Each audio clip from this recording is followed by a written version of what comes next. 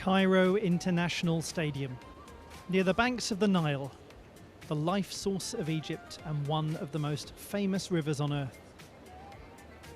For thousands upon thousands of years, it's been at the heart of civilization upon civilization, stories upon stories, dynasties upon dynasties. Its path goes on for over 7,000 kilometers, taking unexpected detours, its exact start and end point hard to pinpoint. But one thing is clear: whatever the obstacles, it finds a way around them. Whatever the weather, it keeps flowing. Soon the gymnasts of the world will take the metaphorical journey of their own personal Nile onwards to something new when this World Cup is done. Perhaps a different path from the one they expected, perhaps dealing with their own unexpected obstacles en route. But if the Nile has taught us anything, and if the gymnasts of the world have taught us anything, they'll both find a way. For it's never over until it's over. Sadly, in the more immediate sense, it is nearly over here in Cairo at the beautiful International Stadium. We have just one more day of finals to come. 5 apparatus contests coming your way over the next few hours. It's going to be rip-roaring entertainment, as it always is, as we bring you the men's vault, parallel bars and horizontal bar finals, and the women will take to the balance beam and to the floor exercise. Yesterday was an outstanding day for African gymnastics and for the Egyptian athletes personally. 3 medals won. Can they get onto the podium again today? We shall discover in just a moment or two as the action begins and we present to you the finalists.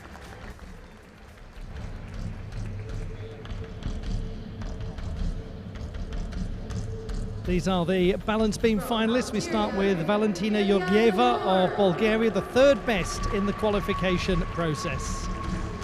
She'll be joined by the history-making Olympic champion from Africa, Algeria's Kélia Namour, who won the uneven bars title in Paris and won it yesterday here in Cairo. She was the top qualifier on beam, might have even more success to come today. Chon Jin-ah from the Democratic People's Republic of Korea, the 8th best in qualification, a team medalist at last year's Asian Championships, and she was in the vault final yesterday, as was her teammate Jo Kyung-byul, silver medalist in the vault competition, 7th best in qualification for this balance beam final. Now wonderful to welcome back to World Cup competition an Olympian in Rose Wu from Canada and a medalist at the Pan American Championships. She is a real contender here. She was the 2nd best in qualifying. The Slovenian Zala Trtnik was the 4th best in the qualification process. This is her 12th World Cup competition. It's been a really good season for gymnasts from Slovenia in World Cup competition, especially Vita Prijanovic, who at the Doha World Cup made her first set of finals. Now she's back as the 6th best qualifier on beam. And coming in as the first reserve, Selina Bouzmayo of Morocco. And it's a great privilege to have her in this final. She is the reigning African champion on the balance beam. Regrettably, Loba Amraleva of Uzbekistan, who was the 5th best in qualification, has had to withdraw from the beam final. We wish her all the very best. Siem Hamidi has come in as the first reserve.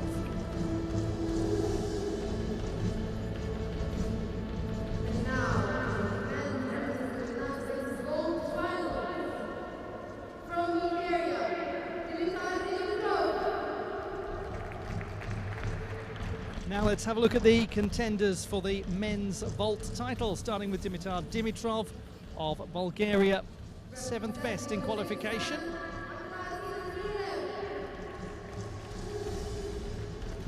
Abdulaziz Mirvaliev of Uzbekistan, 6th best in the preliminary round. He, like Dimitar Dimitrov, has been a medalist on vault in World Challenge Cup competition.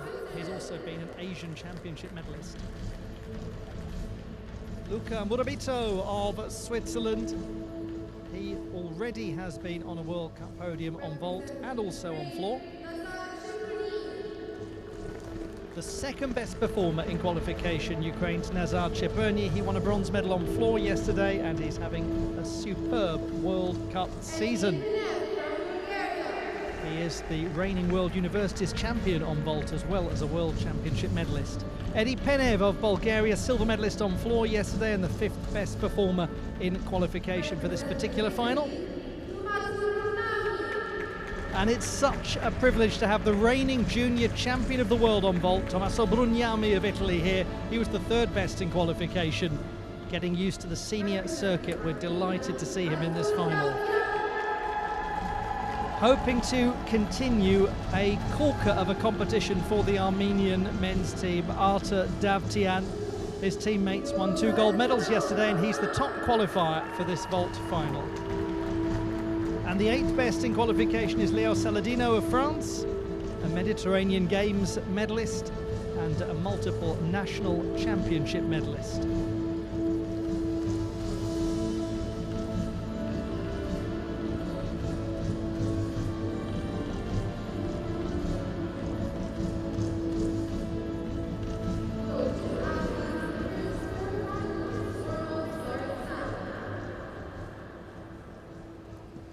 Well, we really have got a couple of great finals to bring you.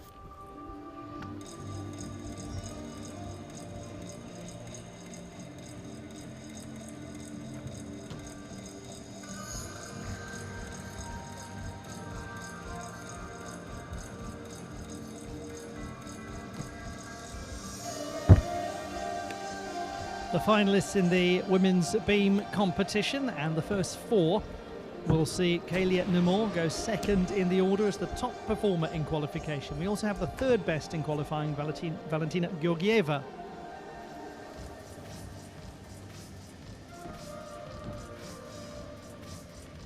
As is customary, the split warm-up system in operation for all of the finals. So 4 warm-up compete, and then the other 4 warm-up and compete.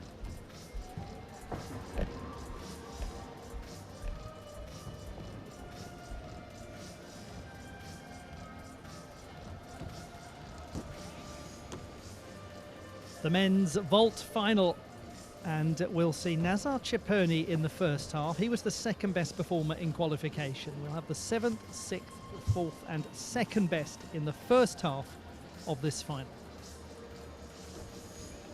Great pleasure to have your company wherever it is you're watching from today. My name's Ollie Hogben. I'll be talking you through all of the action from the Cairo International Stadium. It is a lovely day in this extraordinary city. I've had the opportunity to visit Cairo for the first time and I cannot recommend it strongly enough, especially if you love architecture and you love history. It's a really remarkable city, a vivacious place, a friendly place, and full of some of the most extraordinary glimpses into antiquity and human civilization that you can ever experience anywhere in the world.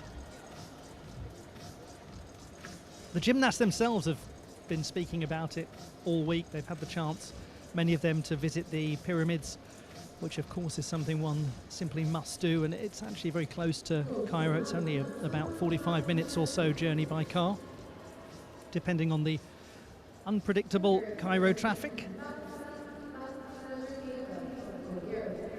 There's also an extraordinary museum of antiquities.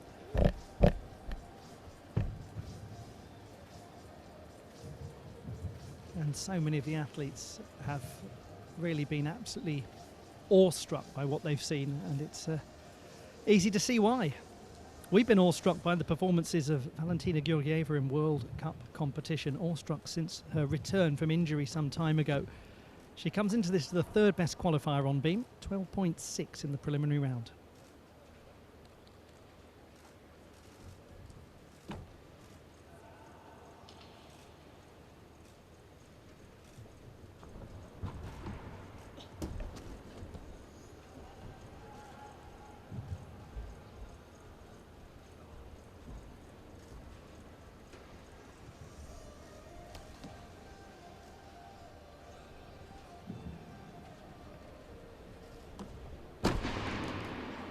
Doing well to keep stability on the beam here.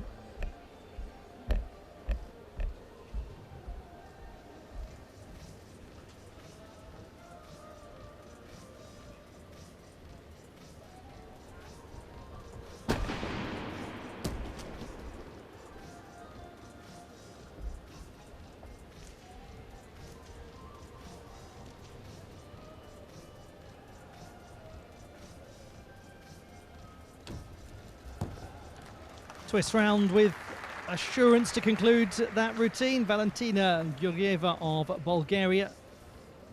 Nice to see her in a beam final in World Cup competition. We're so used to really focusing on her fantastic work on vault. She was fourth in the vault final yesterday. Now over to her teammate.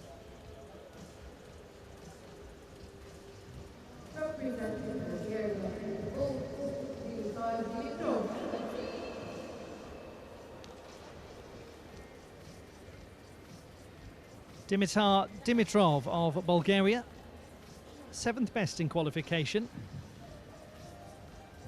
13.75 in the preliminary round.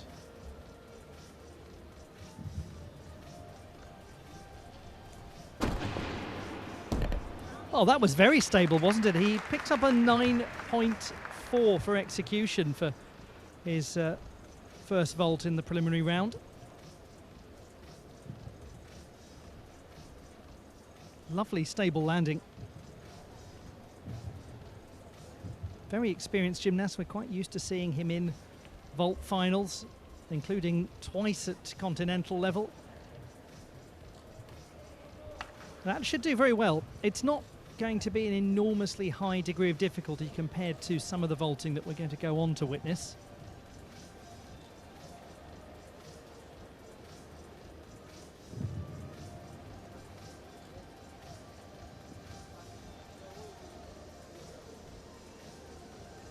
His second vault should be the more complex of the two.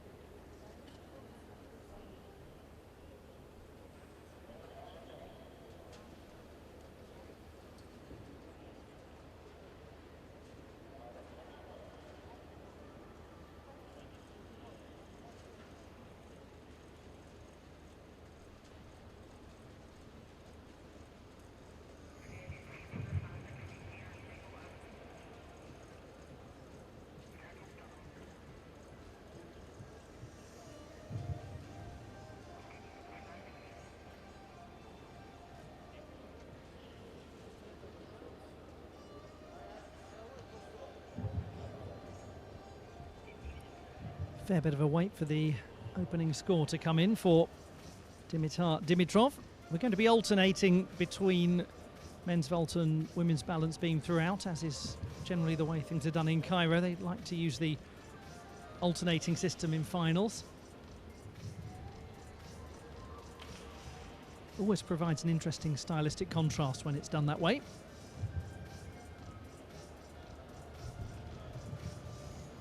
Well, we'll have a look back at this performance of Dimitar Dimitrov.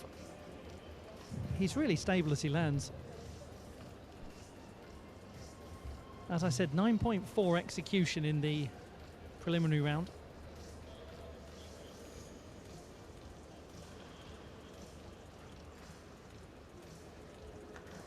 Now, over on beam, Valentina Georgieva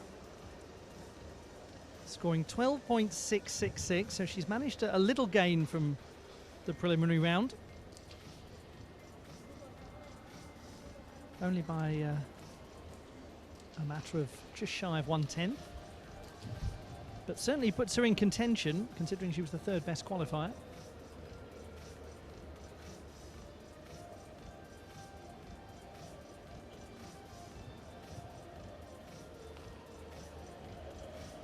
Still to come, the parallel bars competition in the floor final for women, and then we'll have the men's horizontal bar final to conclude.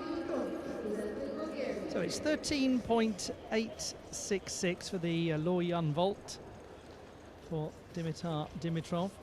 Virtually the same as qualification. Tiny drop in execution, but not really significant.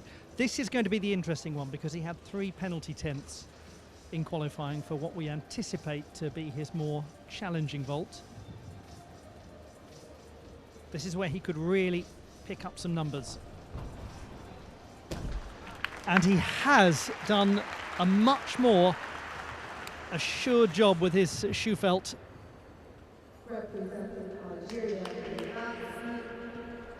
Yeah, no wonder he reacts as he did. I mean, that was a lot better than qualification. Well done to him.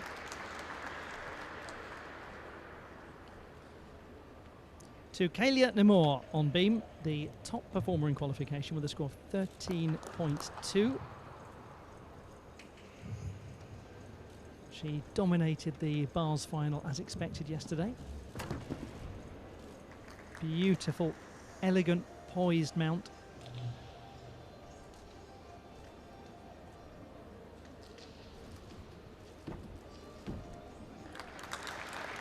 Really stabilised that loss of alignment coming out of the acrobatic series. Legs going nicely up towards horizontal.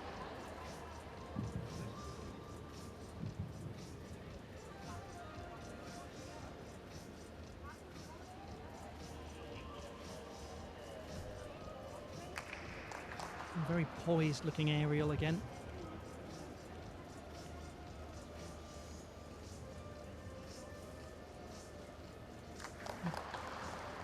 Just a sense of the stability being astray there in the wolf turn. Not so there.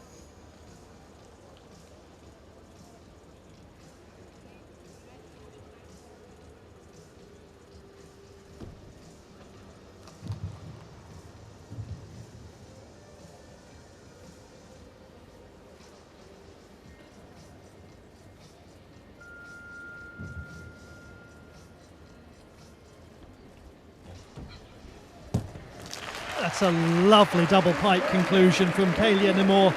Lots of excellent work in that display. As I said, she was the top qualifier with a 5.6 for difficulty, one of the highest difficulty scores.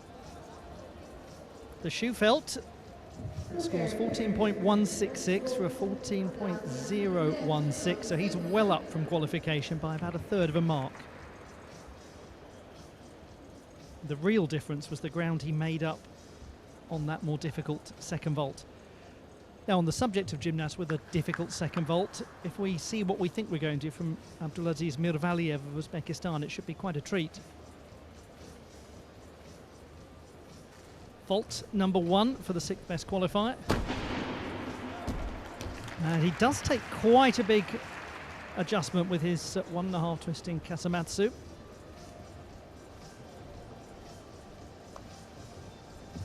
May find that he's a little down from the 14 that he scored in qualifying.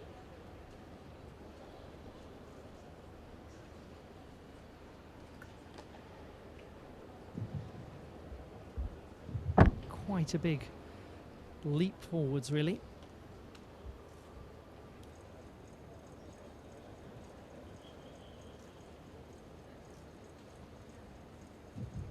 He was 5th on floor and on vault at the Osijek World Cup earlier this year.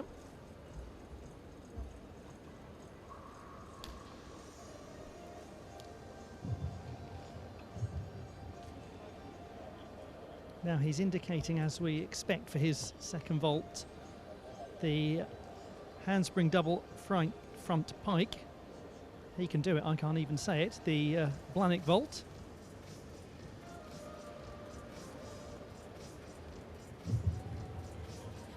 .933, so as I suspected, just a shade down from qualifying, where he scored 14. That landing adjustment significant. Now, this is another chance for him to really pick up from qualification. This can be a stunner of a vault. Well, it really is exciting to watch, that Blahnik.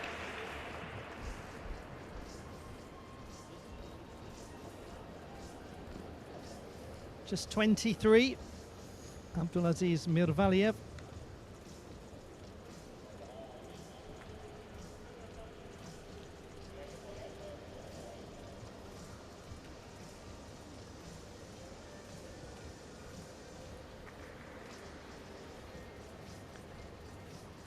It will be no surprise if she goes into the lead with that sort of display, but what will the margin be? Quite a good one, 13.333 for Kélian Emour.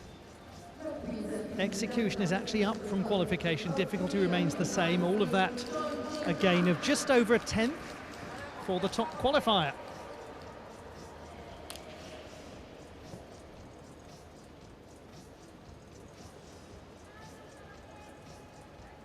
We look now at Chon Jin-ah from the Democratic People's Republic of Korea. Didn't look fully comfortable with that mount there and did well actually just to find a bit of stability, albeit at a cost of some execution tenths. Starting to grow into the routine now.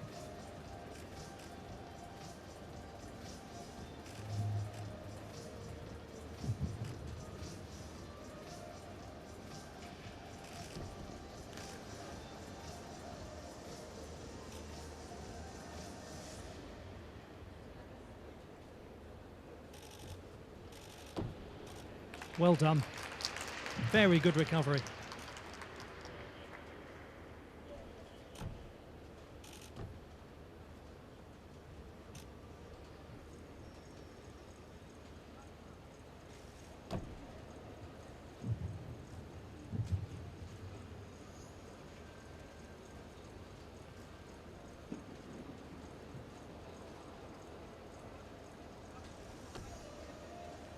Just leaning backwards a little as she came out of the free walkover. Did well to correct it.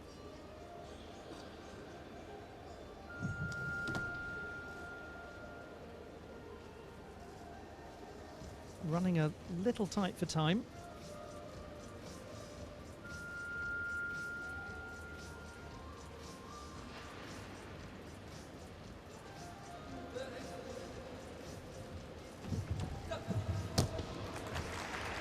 There's a lot to enjoy about that from Chon Jin-ah. Moments where the execution was lacking, but moments where it was very poised.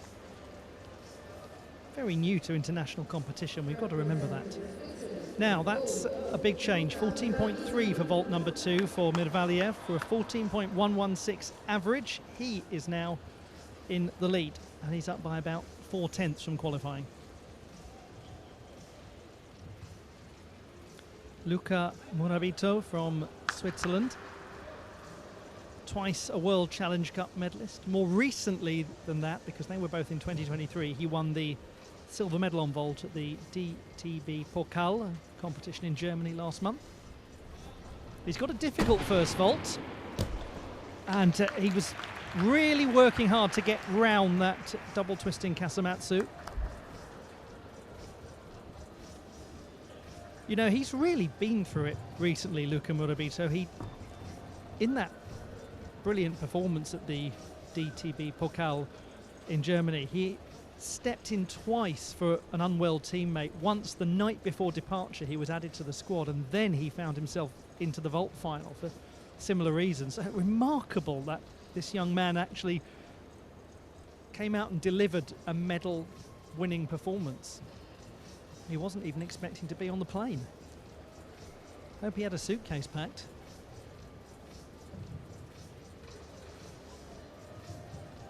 They always do, don't they, the reserves? They're always ready.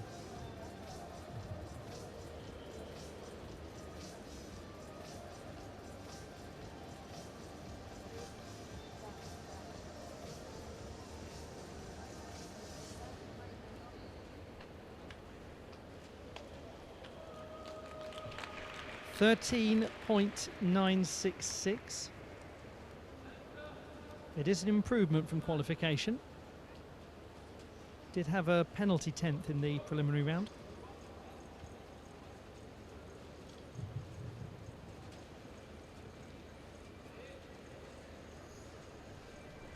Vault number 2 should be a slightly lower difficulty vault. Oh, very nice. Got good amplitude on his shoe felt, the 2.5 twisting Yurchenko.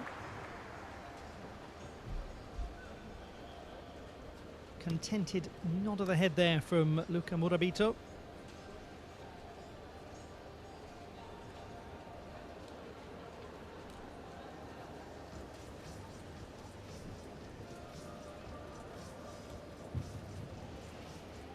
Now the next gymnast to come on vault is the gymnast with the highest difficulty so far. We've only got two who we expect to be posting a pair of 5.2 difficulty vaults.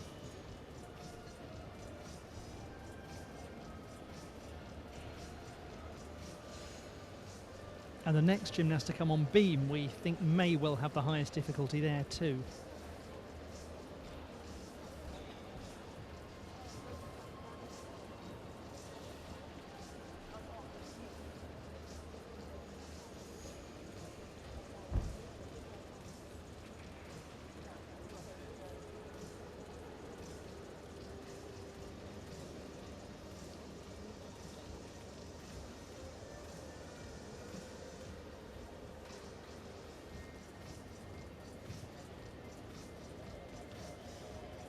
We are going to see Chon Jin-ah competing in the floor final as well. So huge congratulations to her. 3 finals made.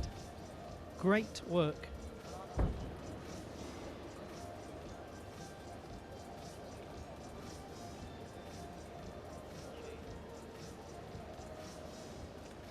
.983 is the average. That's third place for Murabito. 14 exactly for vault number 2. Just a slight drop in execution, that's all for his shoe felt.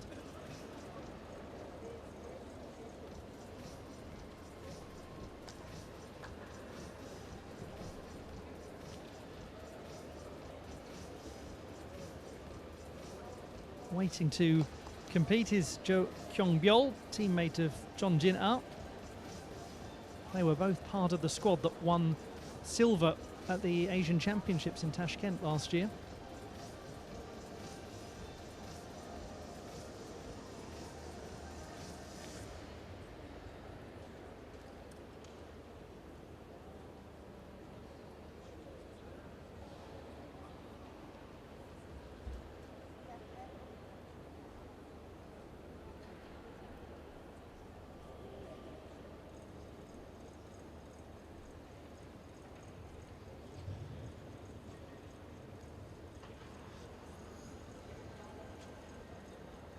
.11.6 was the qualification score. 11.7, so she's improved upon her display here with a slight increase of both difficulty and execution. Did finish the routine a little on the late side. Jo Kyung-byul of the Democratic People's Republic of Korea. Excellent performance on vault yesterday to win the silver medal. And we think this could be the highest difficulty score.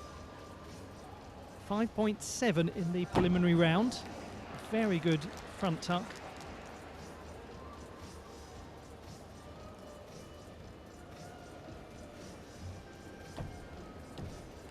Goodness. Well, based on what we're seeing here, this is a contending performance because the execution is going to be a lot sharper than the preliminary stage.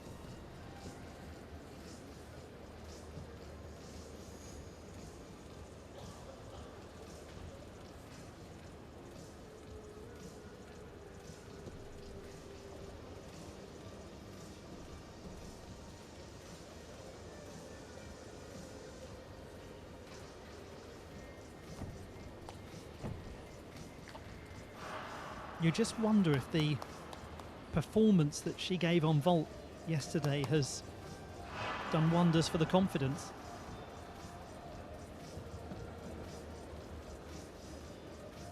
That was, after all, yesterday her first World Cup final appearance.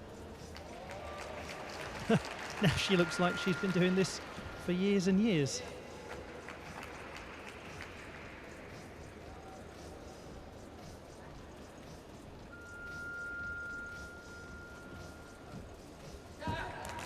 That is a cracking performance from Jo Kyung-byul of the Democratic People's Republic of Korea.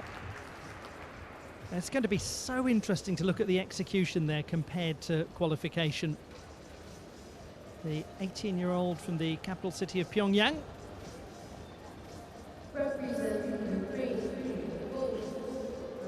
No doubt that he has the difficulty and the clarity with it to move into the gold medal position. Both of his vaults scored exactly the same in qualifying, 14.466.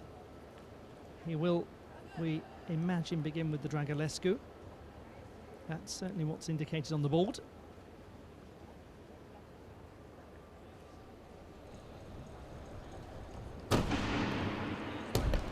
Indeed so. A bit of a jarred landing. Some tenths clearly to come off at the conclusion of that vault. From the gymnast who won the bronze medal at the last World Championships and earlier in the year won the World Universities title.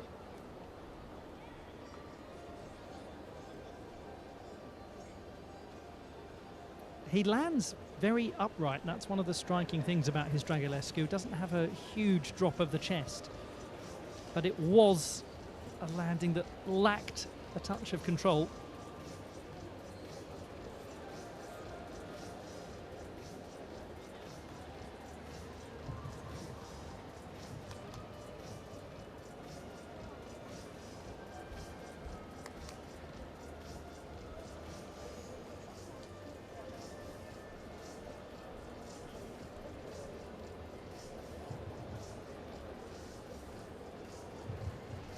Although he was sixth at the Olympic Games, Nazar Chepurny, he was really close to being on the podium in terms of the raw numbers.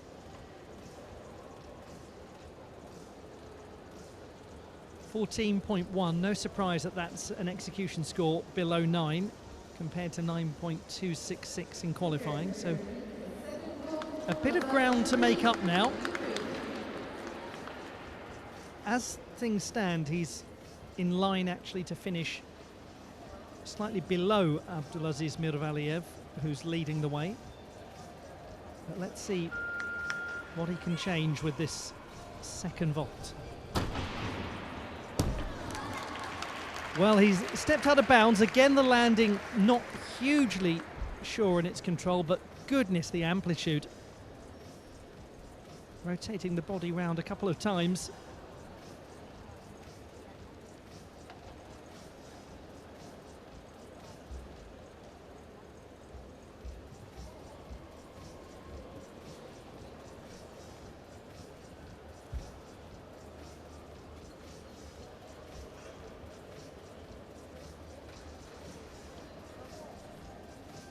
Now, does the door open for others, especially for Mr. Davtyan, who is going to be the penultimate gymnast?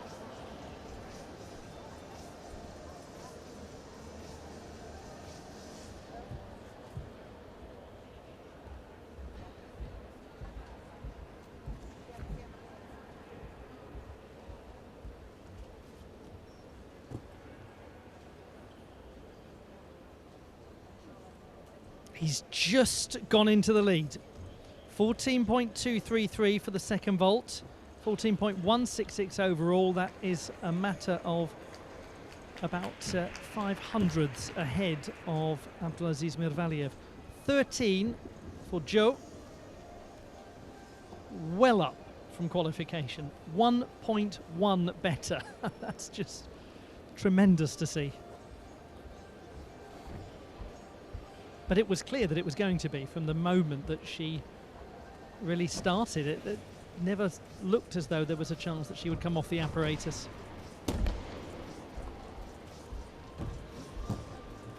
When you consider that Jo Kyung-byul got a 6.3 for execution in qualification and a 7.4 in the final. Did have penalty 10th. We've just had a look at the lineup of the second half of this beam final, and that's where we've got the second and fourth best qualifiers, Rose Wu and Zala Trutnik.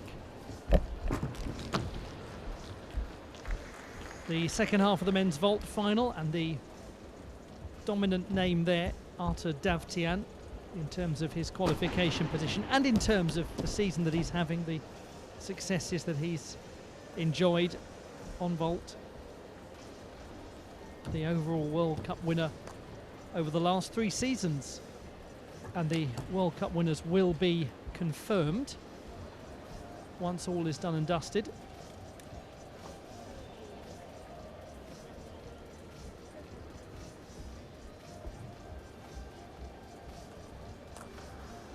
Then we move on to World Challenge Cup season, so don't get too despondent because there's still a lot of artistic gymnastics in the regular season to come. World Challenge Cups begin in the early part of May with Varna in Bulgaria, then we go to Koper in Slovenia just about a week after that, Tashkent in June, and Paris and Saint-Barthélemy in September. And then the World Championships being held for the first time in Southeast Asia, taking place in Jakarta. And around all of those World Challenge Cups as well, the vital Continental Championships will be happening. So no shortage of artistic gymnastics to enjoy. But great to have your company for this one, the last day of finals in Cairo.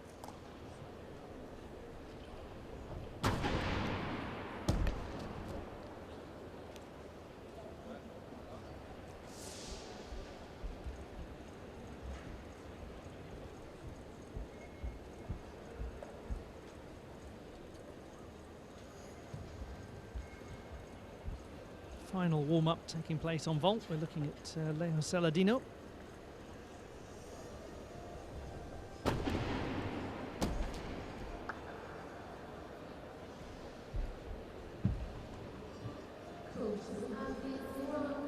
Back to beam.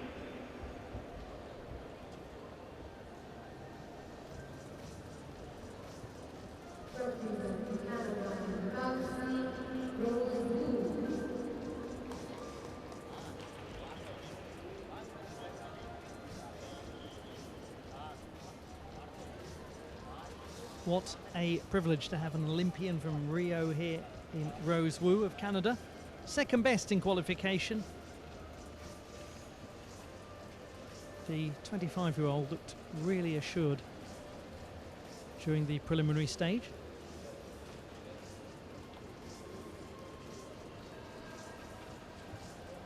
Very good Canadian squad that's come to this event.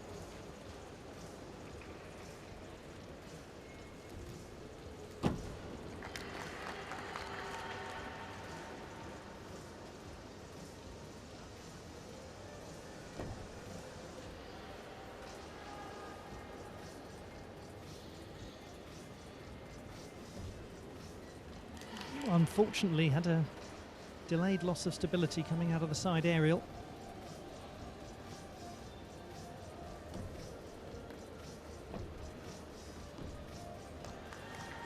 Difficult half turnaround of the body. Not easy to then find the line of the beam after doing so. Comes out of the side somersault well.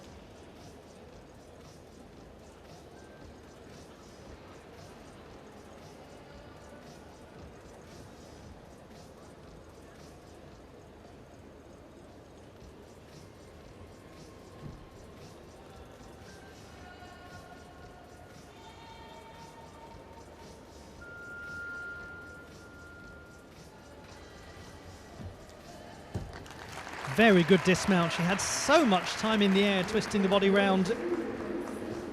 Rose Wu from Canada. We go to the men's vault final in the second half. Bulgaria's Edi Penev. Fifth best in qualification.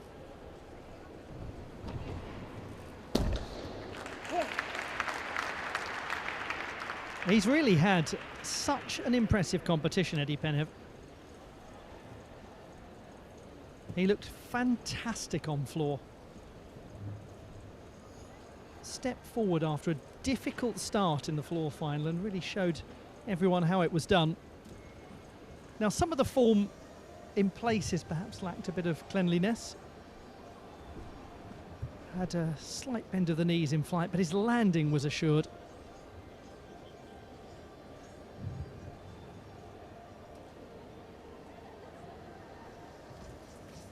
Scored a 14.166 in qualification. 13.5 for the second vault.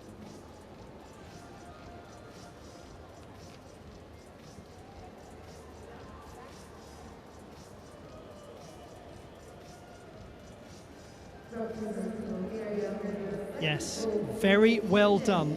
14.266, and crucially there he's got that 5 for difficulty. Well, Eddie Penev with a strong performance.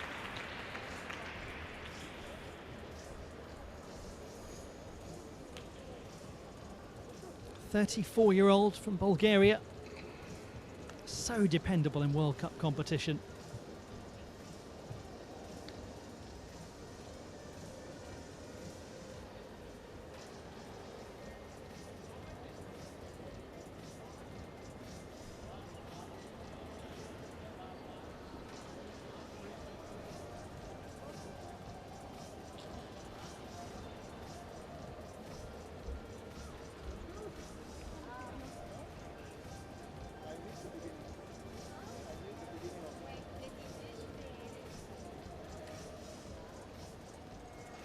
It is absolutely remarkable when you think about the amount of injury that Eddie Penev has endured in his career, the comebacks that he's had to fight his body through and probably his mind through as well. He's an incredible example of tenacity.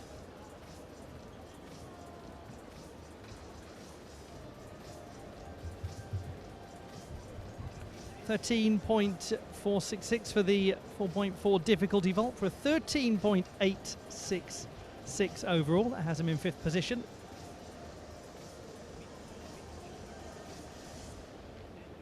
And he's one of those people who's just been so positive throughout his career despite those injury issues. Remarkable.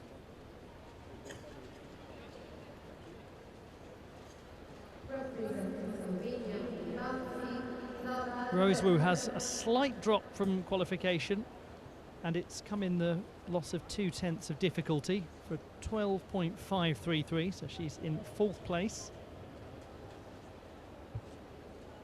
Zala Trtnik from Slovenia, 4th best with 12.3 in qualifying.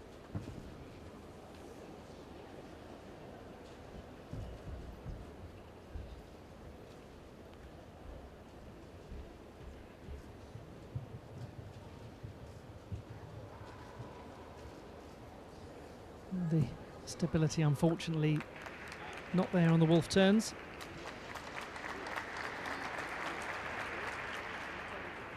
Not the first time that she's made a balance beam final in Cairo. She was 5th a couple of years ago.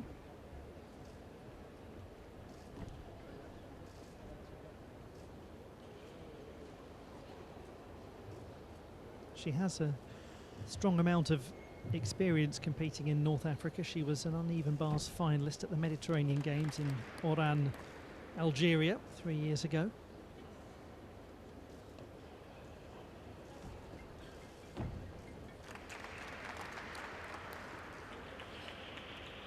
And she's done a very fine job of redeeming the stability.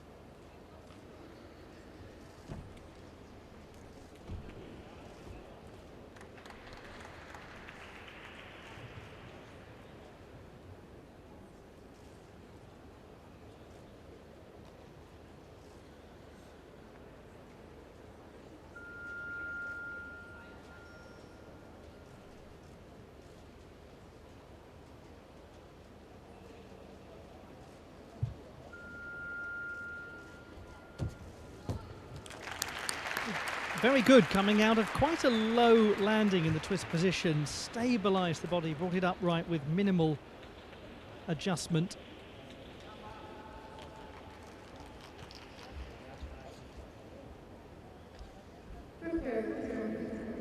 12th time in World Cup competition for Zala Trtnik.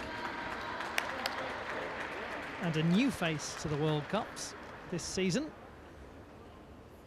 Tommaso Brugnami of Italy, the reigning junior champion of the world. He's also won a whole host of Junior European Championship honours, did that at home in Rimini last year. Well, the very encouraging sign there is how much time in the air he has, because at the moment he's producing routinely 2 4.8 difficulty vaults, but naturally for the 18-year-old there'll be the ambition to get those into the 5s. So it's interesting to scrutinise how much amplitude he's got.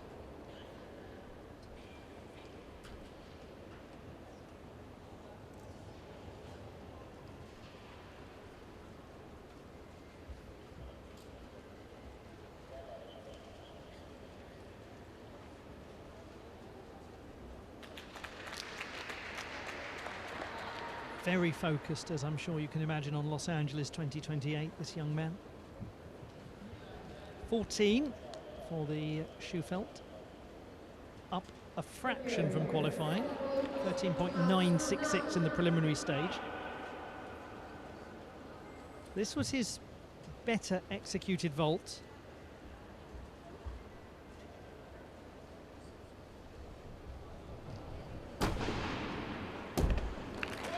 Well, that's very tidy, isn't it? Nice work indeed from Tommaso Brugnami.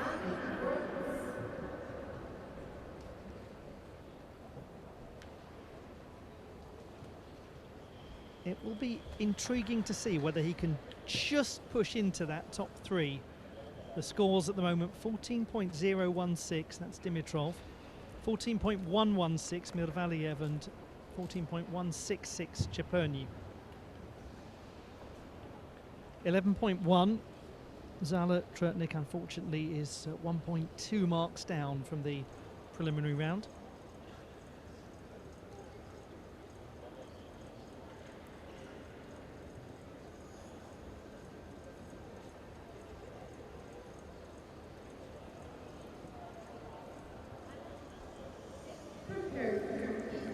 How nice that we're getting to see so much of Vita Plijanovic in World Cup finals lately.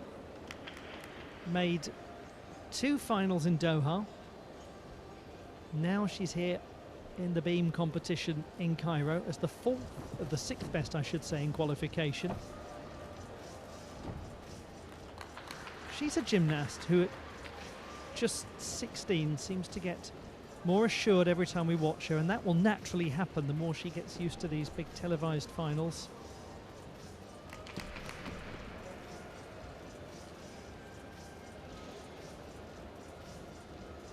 Beam is one of the apparatus upon which she has competed most at international level.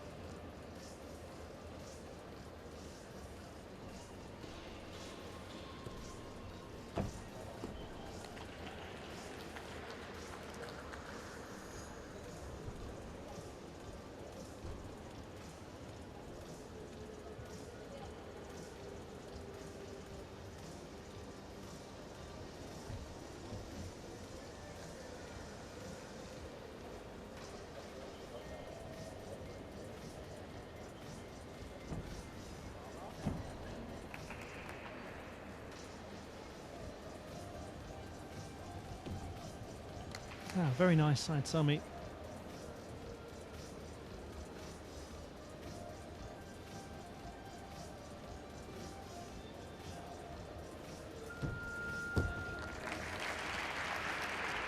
Big accomplishment that for Vita Plijanovic, a 3rd World Cup final of the season.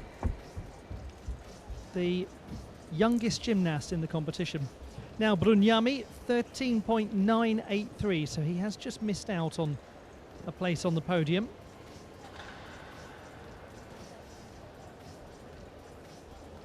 That second vault, the 1.5 twisting Kasamatsu, 13.966. This is where we find ourselves then, with Ciperni leading on 14.166 and Arta Davtyan about to perform with a 14.566 average.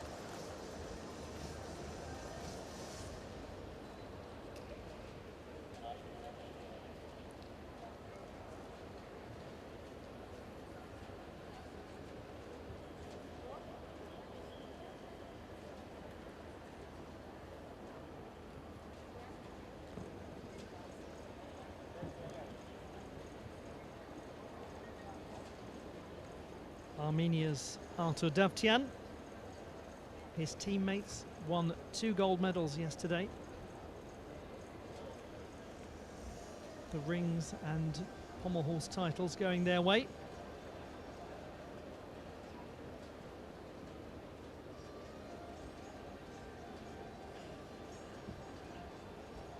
This gentleman's pathway to Los Angeles has already begun.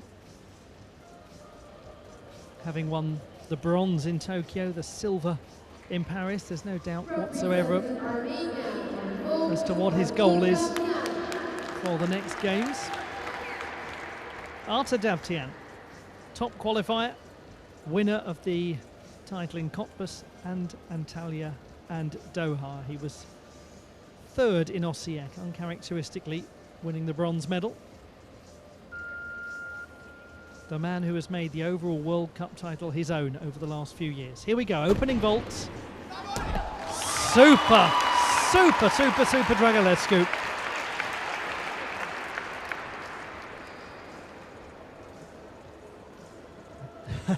Just saw Tommaso Brugnami nodding his head as he watched that. He must find it such a privilege to be in the same final as this gentleman. It's graceful. That's the lovely thing about how he lands, the Dragulescu. Just floats down to earth after all of that complexity in the tuck position. Those 2 rotations of the body and then the half twist.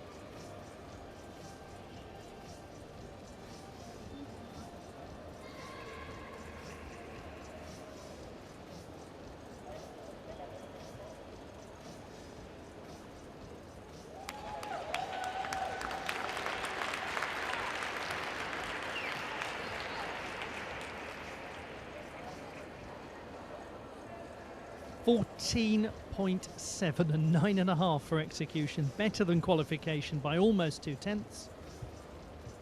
He really has got margin for error now.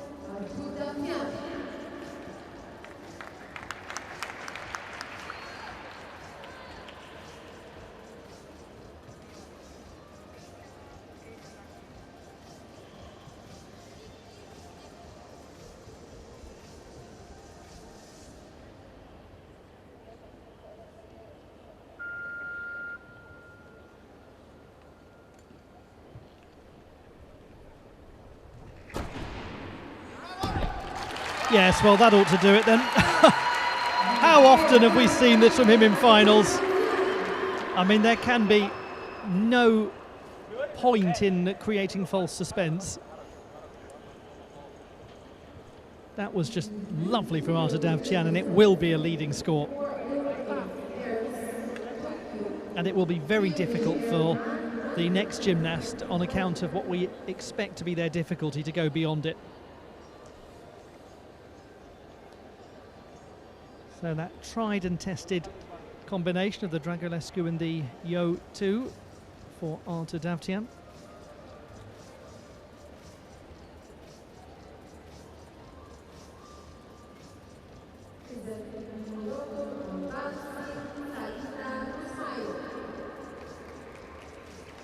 .166, well done, Vita Prijanovic. That's an improvement of over 2/10 from qualification. She's lost a little execution as expected, but what she has done is pick up 3 extra tenths of difficulty.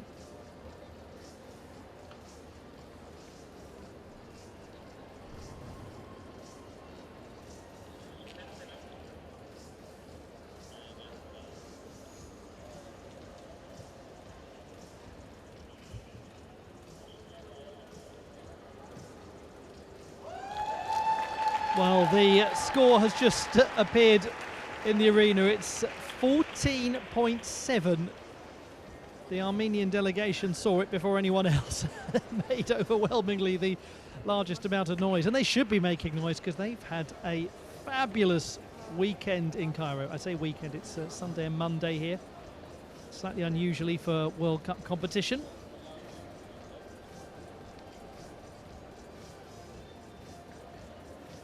That's excellent, Davtyan leading. 2 masterful bits of vaulting.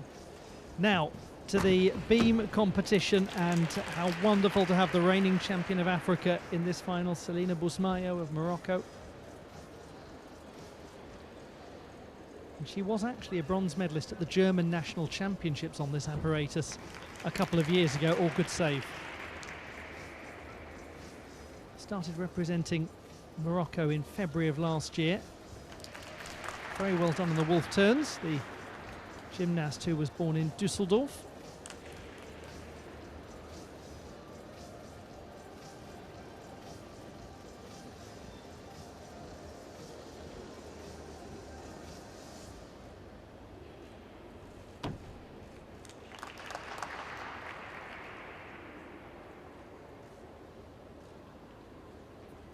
Germany is getting very ready for a big sporting summer.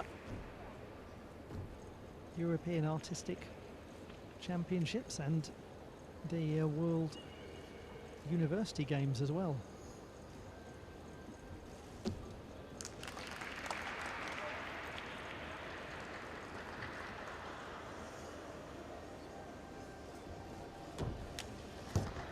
Nicely done.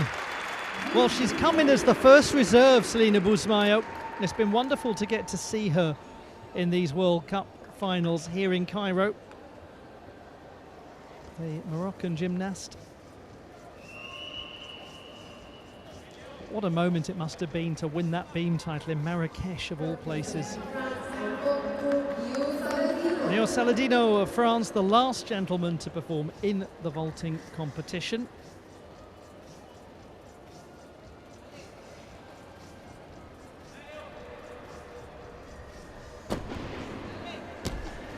Well, that's interesting.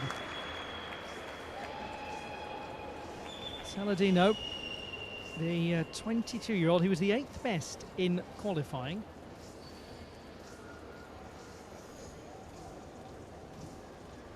Really does well to get the body rotated around.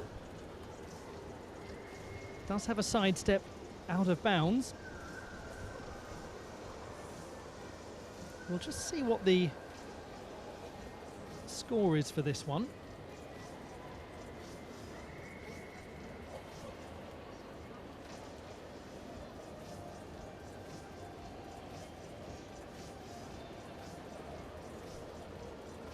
He picks up a score of 14 for that opening vault.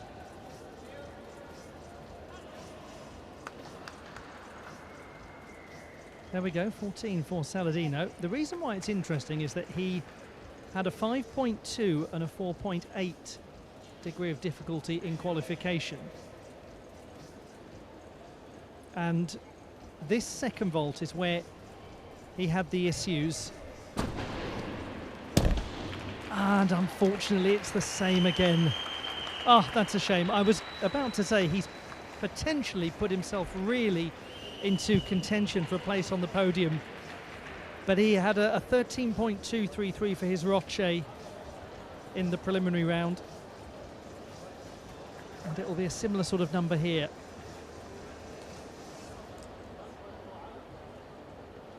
Really good effort from Selina Bousmayo, 6th position for her.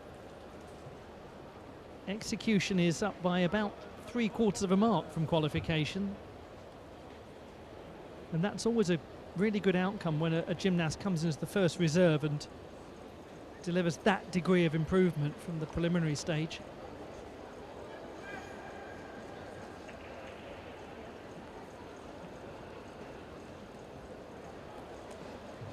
And it is another African champion here in Cairo.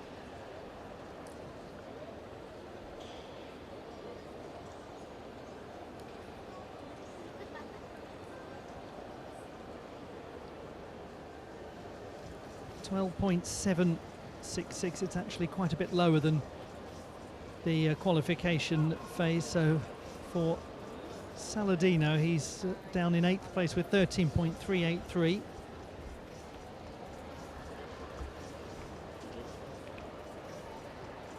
And another Armenian gold medal. Classified results to come.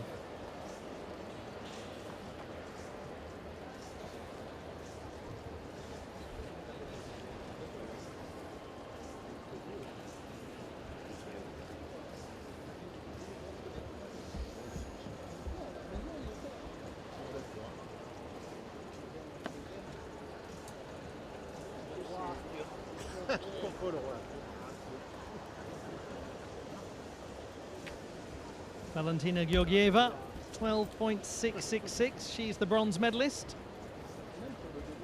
Same position as she secured in qualifying.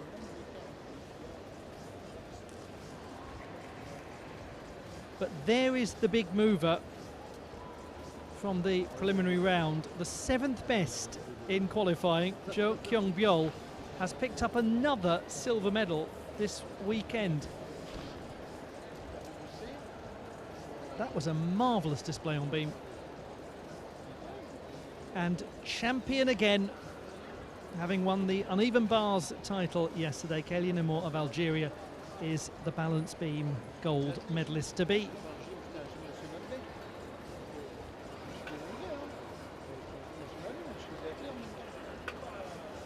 She could, by the way, win even more because she's in the floor final as one of the top 3 qualifiers.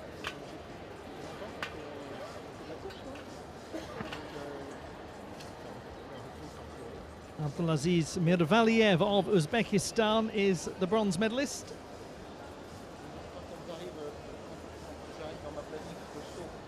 And he did very well as the 6th best in qualifying. Once he hit that second vault, then that was where he immediately became a contender. Nazar Chipurny, 2nd best in qualifying, about to get another World Cup medal this season. That will be his 7th. The World Cup title, his again. Artur Davtyan, 14.7 for both vaults. Just fabulous.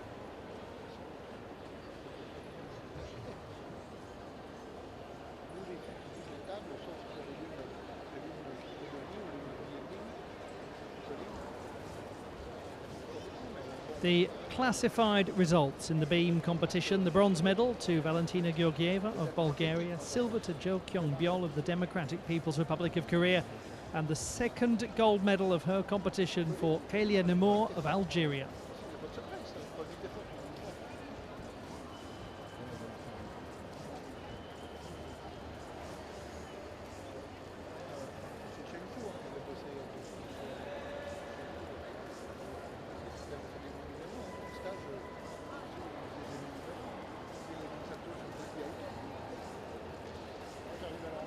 The final standings in the men's vault competition, and bronze will go to Abdulaziz Mirvaliev of Uzbekistan. Just about ahead of him, Nazar Chipurny of Ukraine taking silver, and the gold medalist somewhere ahead of the peloton, Artur Davtyan of Armenia.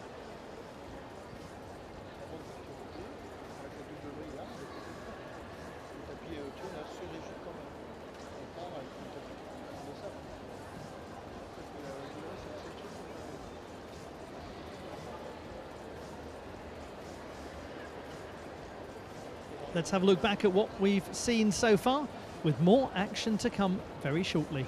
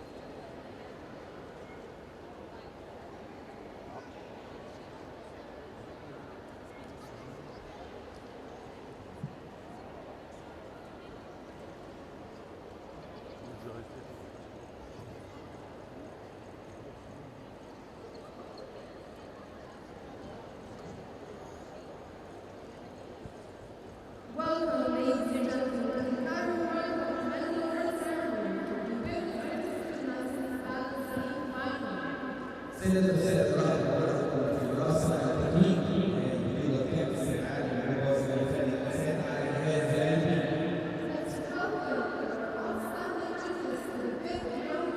lovely sight of the main stage in the Cairo International Stadium, and now it's time to bring you two victory ceremonies. The victory ceremony for the women's balance beam competition at the Cairo World Cup of 2025.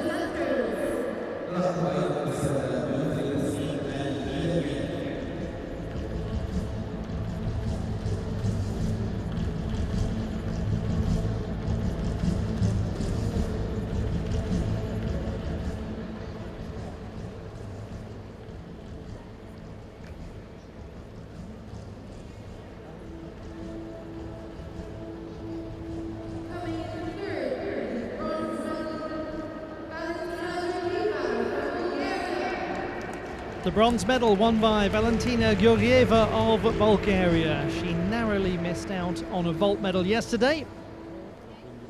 She's on the podium in the beam competition.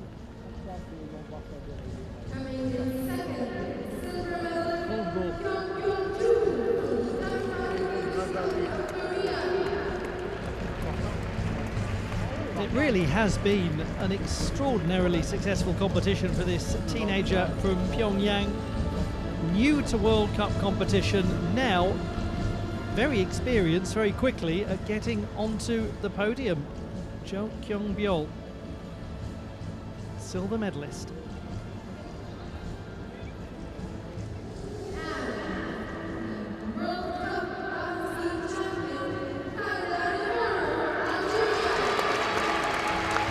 A huge roar for Kélia Nemours of Algeria, the champion in Cairo. 2 days in a row as well after she took top spot in the uneven bars final yesterday.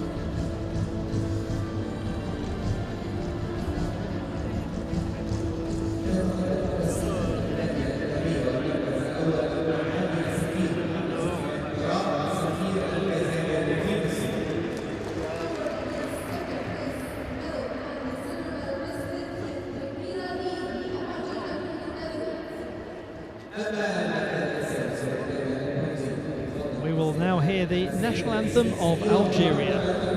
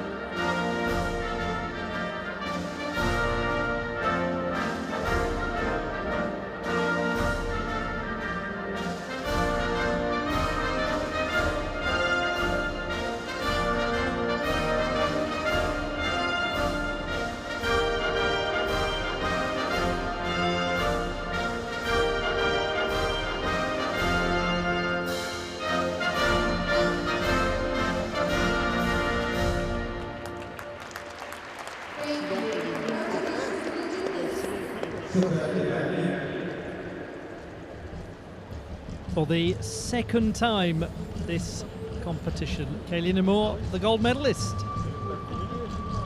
And there they are, the medalists in the women's balance beam competition at the Cairo World Cup of 2025.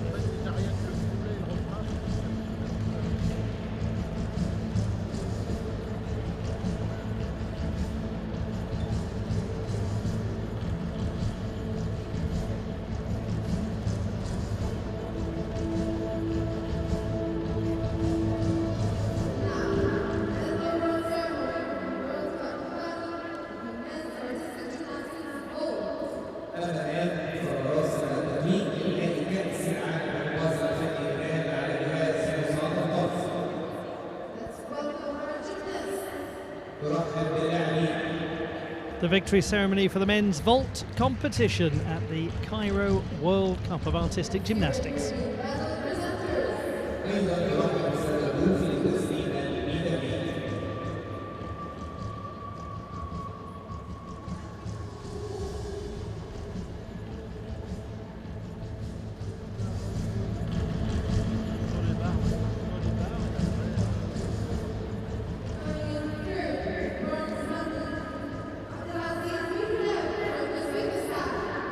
The winner of the bronze medal, Abdulaziz Mirvaliev of Uzbekistan. Brilliant accomplishment as the 6th best in qualification.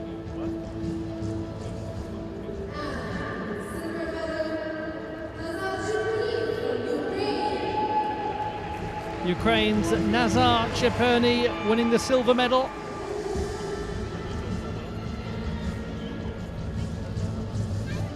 Eight times now on a World Cup podium this season after finishing 3rd in the floor competition yesterday. And the champion again in one of the great enduring love affairs, Artur Davtyan and vaulting World Cup titles. He just cannot stop winning them.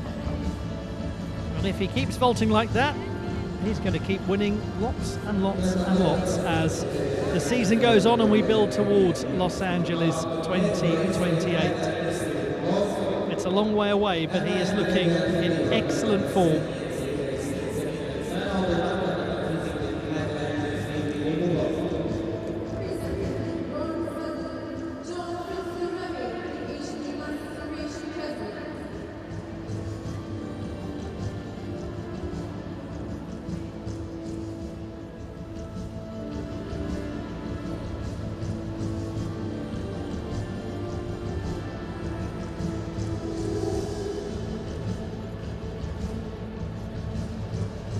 We will now have the national anthem of Armenia for the 3rd time at the Cairo World Cup.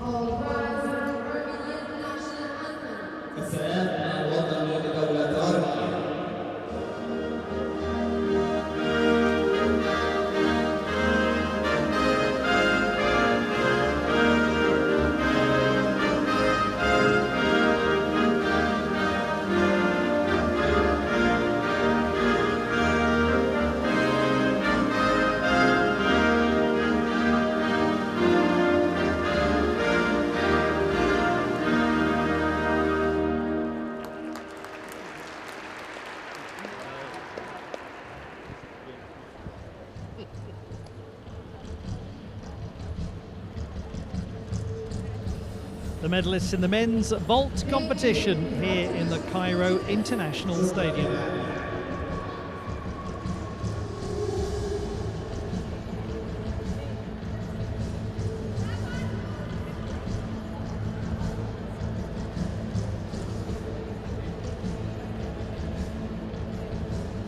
Let's remind ourselves once more of how we got there before we move on to the next pair of apparatus finals.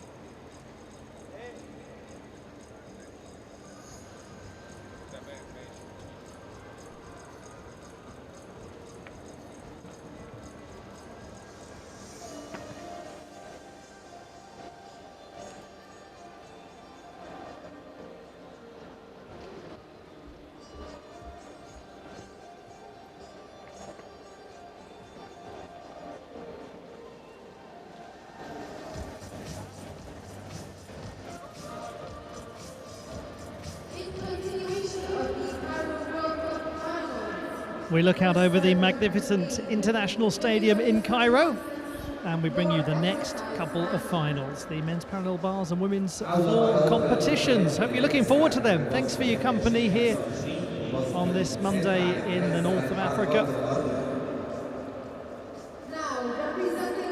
Lovely warm day, not too hot. Very pleasant conditions. The women's floor final, and we'll start with Ildora Aripova of Uzbekistan. She was the 5th best in qualification.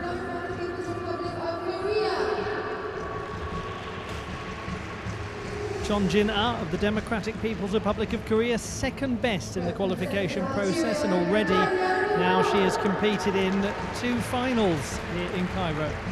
Kalia Namor going for 3 gold medals. She was the 3rd best in the preliminary stage, but really only a fraction behind the leader.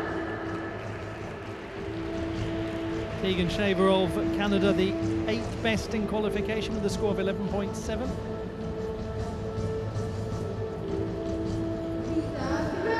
She performed in the vault competition yesterday. Vita Prijanovic of Slovenia, 7th best in qualifying, the score 11.766.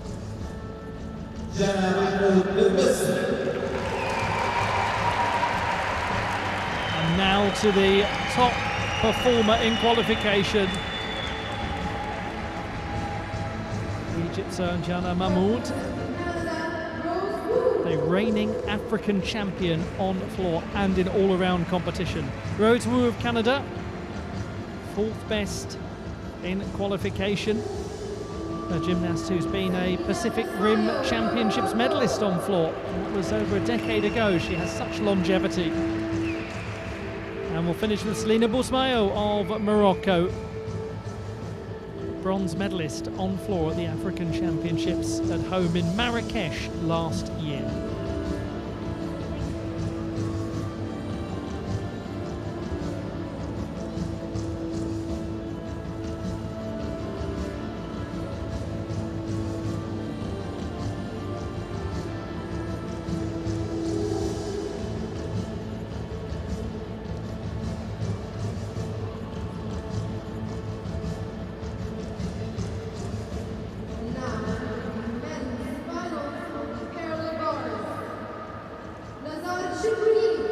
Parallel bars finalists.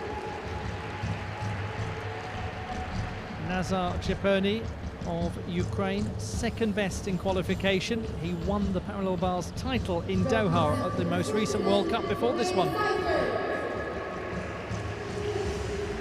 There's the top qualifier, the man to beat after the preliminary stage, Noah Seifert of Switzerland. And he has been a European Championship medalist on this apparatus. Niels Dunkel of Germany, 5th best in qualification, 2-time Olympian.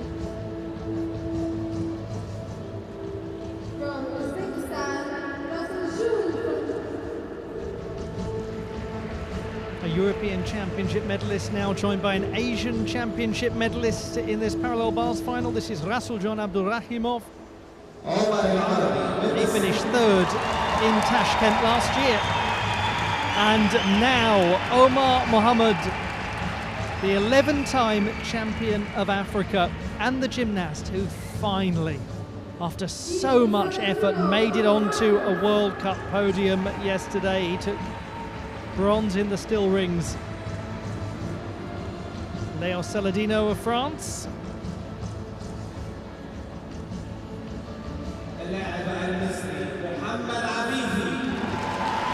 And now we have the reigning champion of Africa on the parallel bars, Mohamed Afifi. He was the 3rd best in qualification.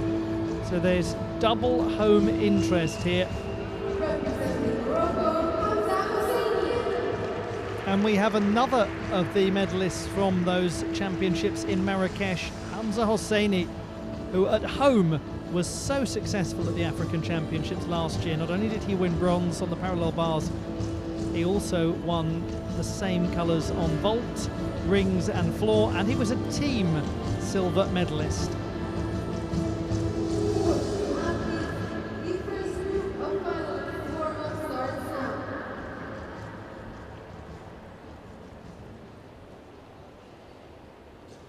Time for a brief period of contact with the apparatus for all of these finalists. It's a huge moment for African gymnastics because it's the first time that a full podium setup has been used. These are the finalists in the women's floor competition, and the first half will see these gymnasts take to the competition floor. And we're going to be seeing Chon Jin-ah, who was the second best in qualification, and Kelly Namor, who was the third best. But it really has added so much to the look of the arena. The parallel bars final, and in the first half we're going to have the top qualifier, Noah Seifert from Switzerland, a nation with a great parallel bars history. But in the more immediate sense, a great parallel bars history for Nazar Ciperni because he won the last World Cup title.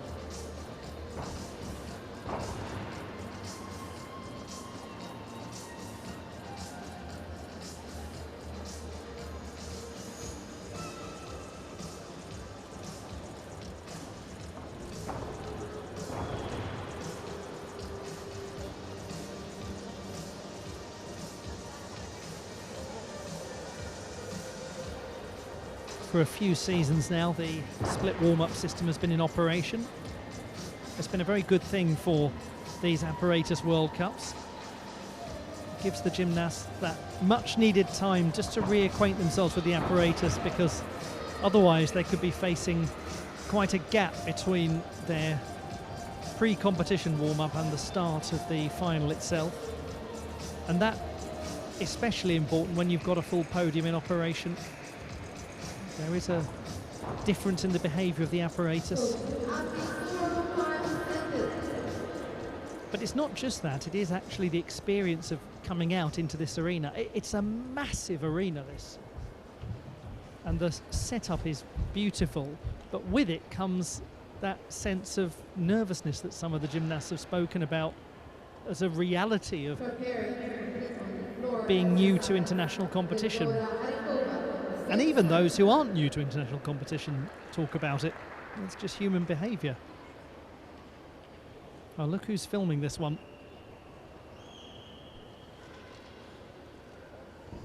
As the great Oksana Chusevitna watches on, a young but very experienced gymnast from her squad is about to compete.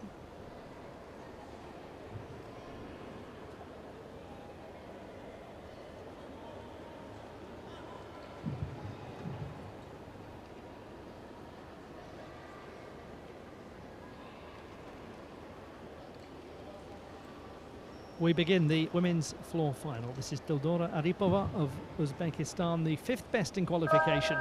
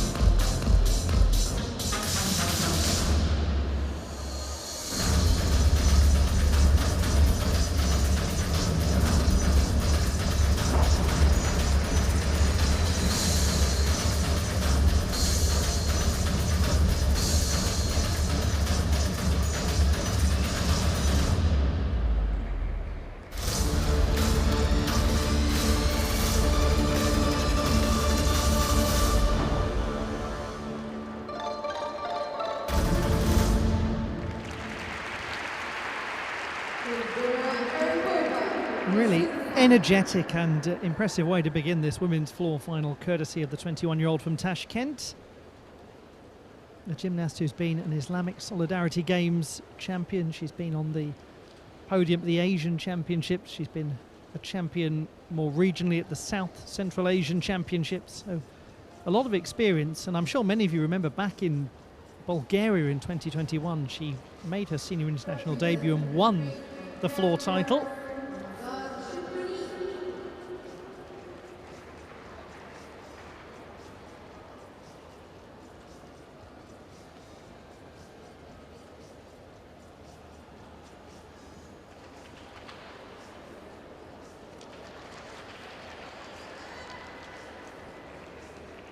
To the men's parallel bars, and we start with the second best in qualification, Ukraine's Nazar Cheperny. 14.066 in the preliminary round.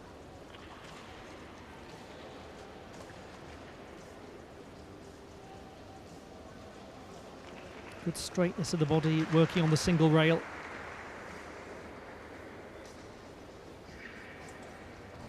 Oh, that was unfortunate, and must have really felt unpleasant as he clonked his foot hard on the rail. Oh dear. Hope that he's okay.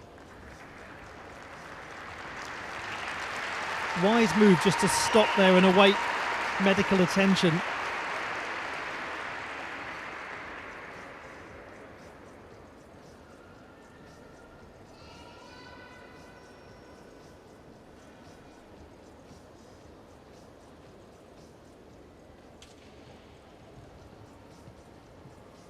We'll come back to that in a moment as Teodora Aripova waits for her score, having picked up 12.666 in qualification. Now back to Nazar Cheperny. Medical assessment has taken place. Into the Tipelt. Into the Bavzar.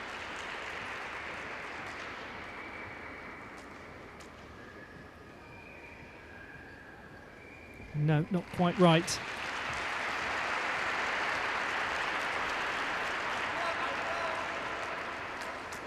Making the wise decision there, Nazar Cheperny, to go no further with that performance.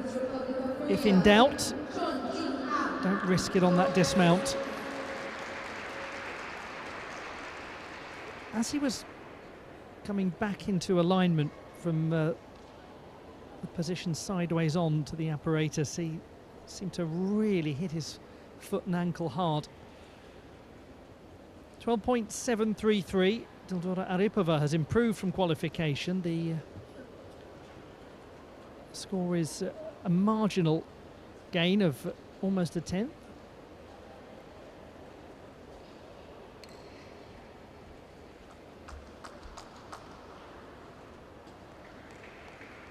Chon Jin-ah of the Democratic People's Republic of Korea, second best in qualifying with 12.9.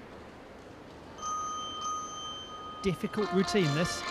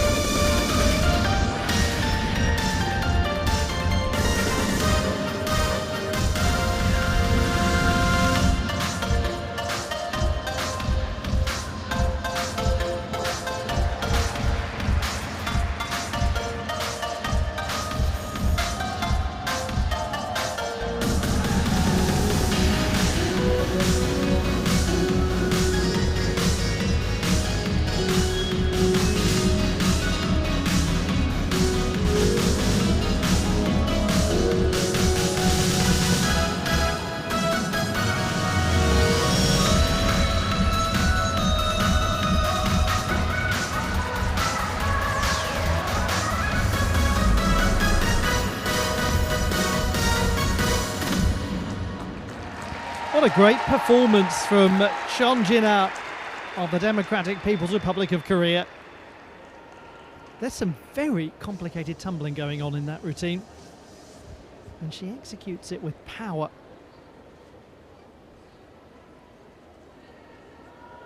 5.4 was the difficulty score in the preliminary stage, and that was 3/10 higher than anyone else that we saw. Two gymnasts had a 5.1.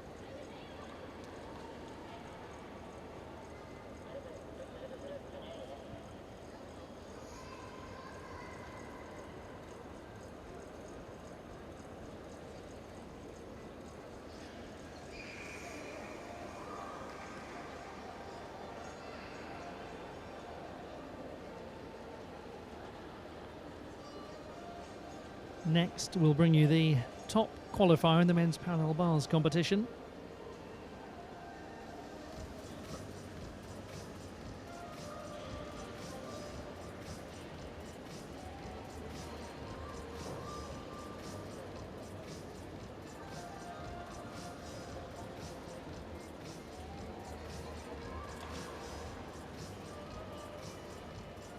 Just waiting for those final calculations to be done to the score of Nazar Chiponi.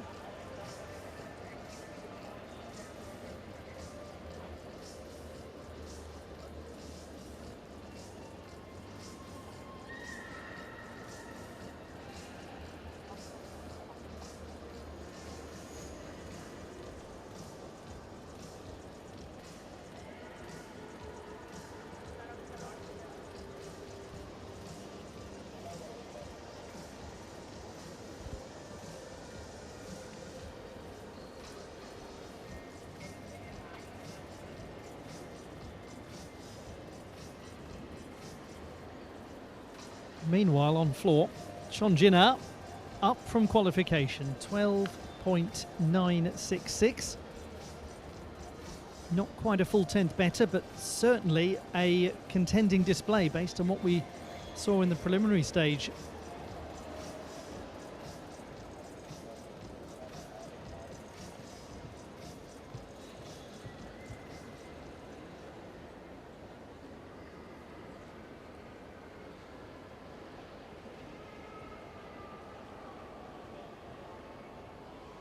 Discussion still ongoing over at the judges' table. And now we have the number in.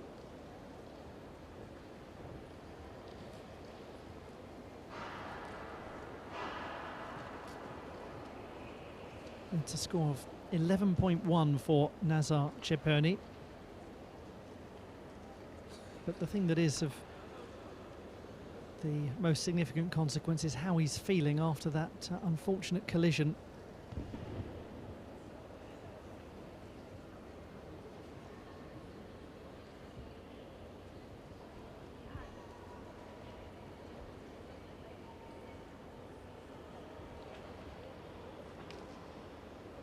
He's had a bit of a wait, a bit of time alone with his thoughts. Noah Seifert of Switzerland, top qualifier. 14.133 in the preliminary round.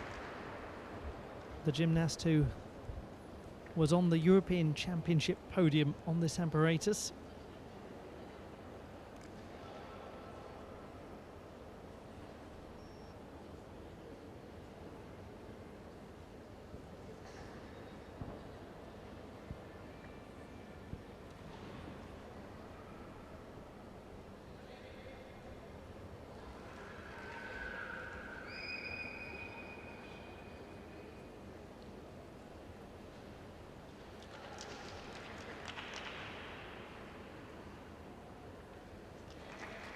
Very nice change of position from working sideways on. That was geometrically lovely.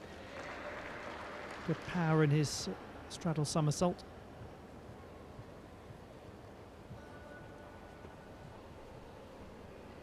Travels well from one end to the other in the Bavzar.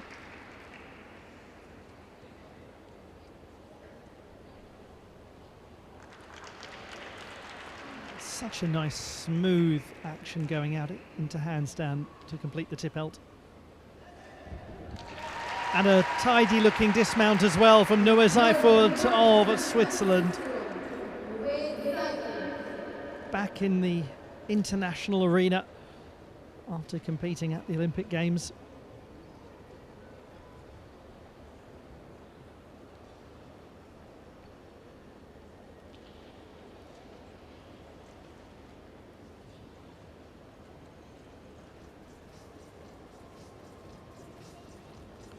Could she possibly make it 3 titles won at this World Cup?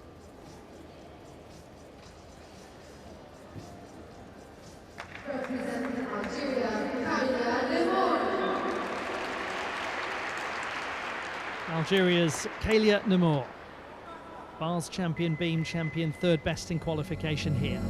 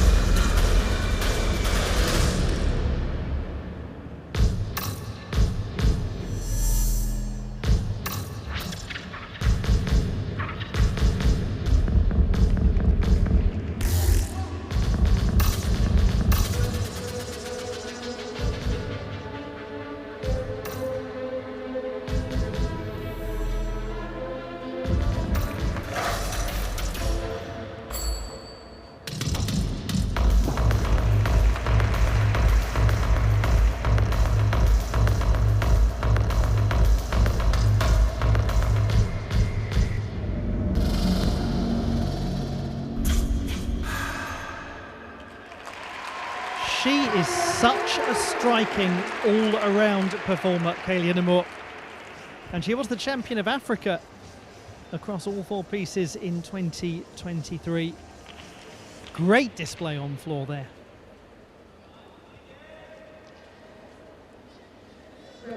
.033 for Noah Seifert is virtually the same as qualifying. He drops a single 10th.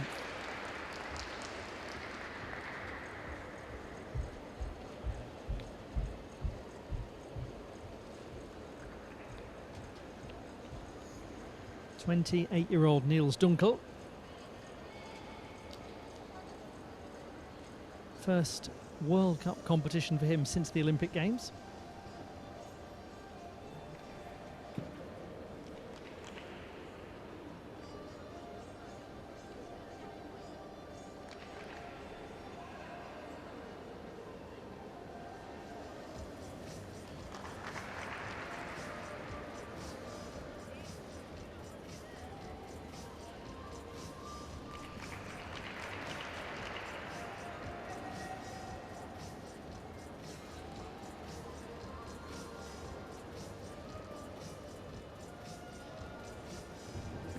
Good to see him back. The German gymnast who scored 13.433 in qualification, where he was the 5th best, but with room for the execution to develop. It's going to be a really interesting final, actually, when you consider the low score of the 2nd best in qualification, Nazar Chapurny. Do hope that all is well there for Nazar Chapurny, and if we do get any update, then I'll let you know. Meanwhile, we remind ourselves of this tumbling display from Kalia Nemour.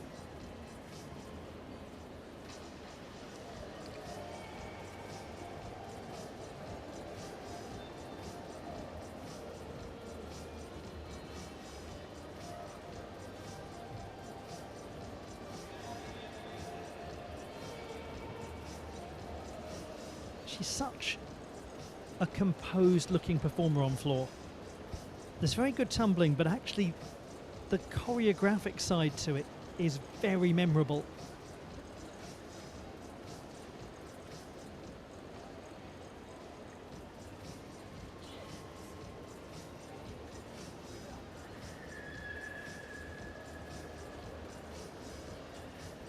.5, he has managed to nudge up the execution a fraction. So Niels Dunkel is in the silver medal position.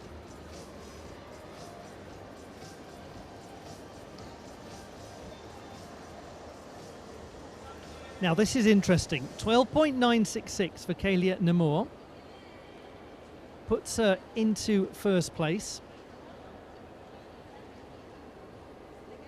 And that was the best score that we saw in qualification. So the whole shape of the final now is a little different.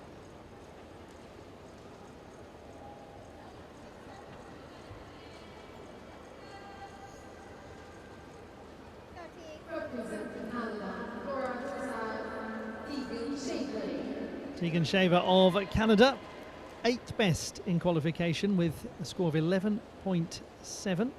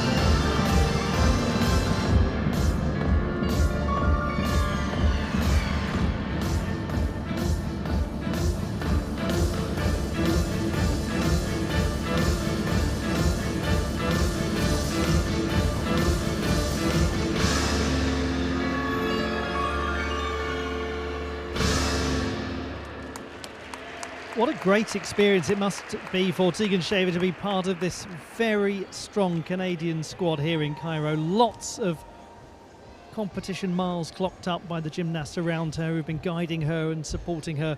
And she's looked really at home in World Cup competition. And doubtless will be in collegiate gymnastics as well. Exciting future for her.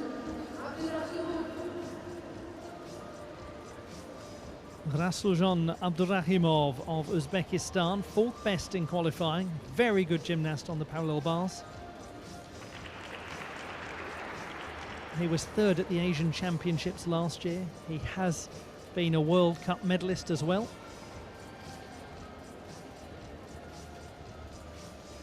This apparatus was what got him to the Games. Took him to Paris after he competed in Tokyo as well.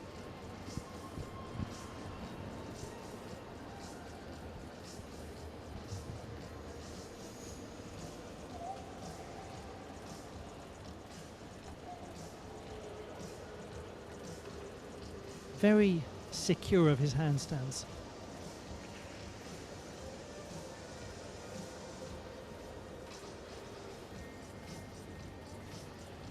He's often one of the cleanest gymnasts in terms of execution in finals.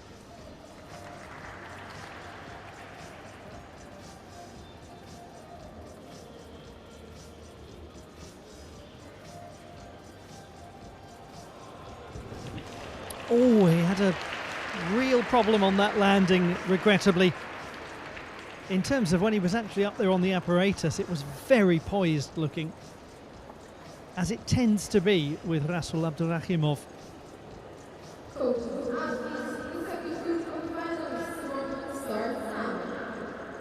11.6 Tegan Shaver is a 10th down from qualification.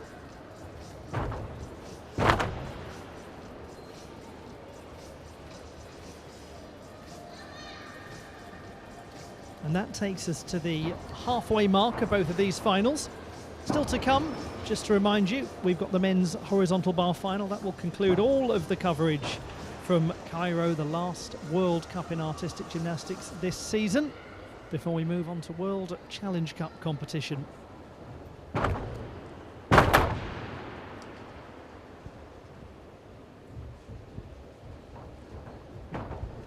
And as ever, really grateful to you for your company. Thank you for joining this prestigious World Cup event, the first to be held in Africa. It's now a mainstay of the International Gymnastics Federation calendar.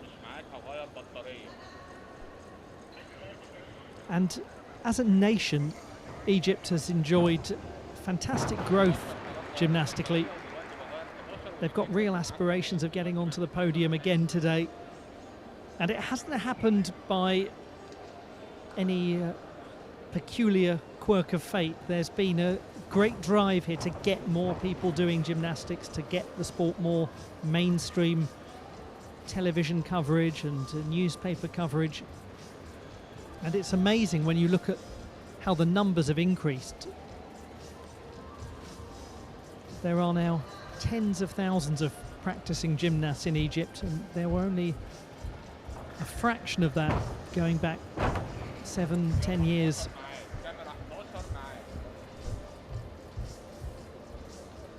.866, so he has improved upon qualification by a couple of tenths. Silver medal position at the halfway mark for Rasul Abdulrahimov.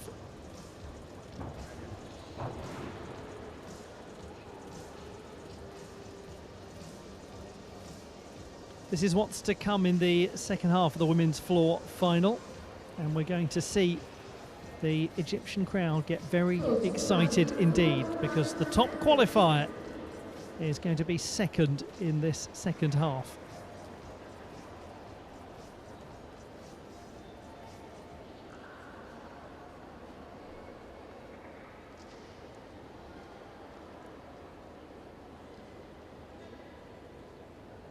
The men's parallel bars final, the second half of the competition.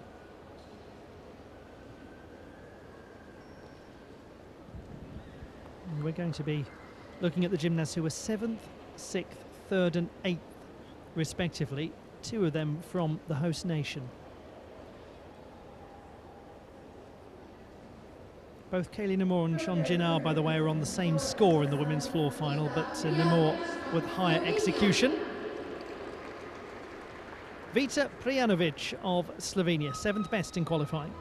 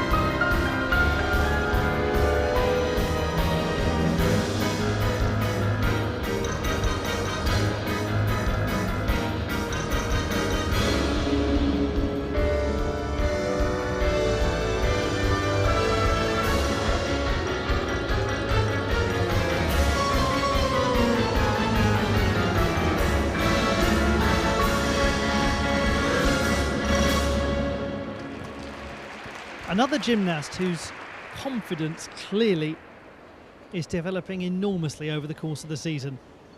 And just as we said really about Tegan Shaver, you sense that Vita Prijanovic has benefited hugely from having some very experienced gymnasts around her, like Thea Belak, with whom she was chatting after qualification. It's been a very fine season for the Slovenians in the Women's World Cup events.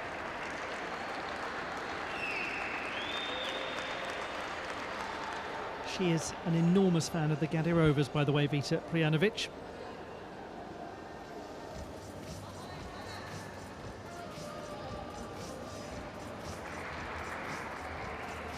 Now to Omar Mohamed of Egypt. Bronze medalist on the rings, 7th best in qualification here, but with the sort of execution score that could move him up if he can tidy things.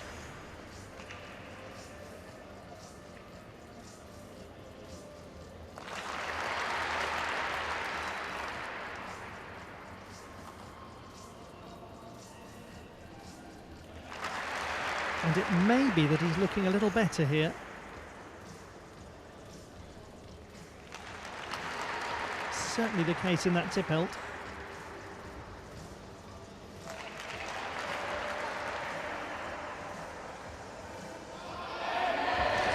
Now that was a belter of a routine from Omar Mohamed.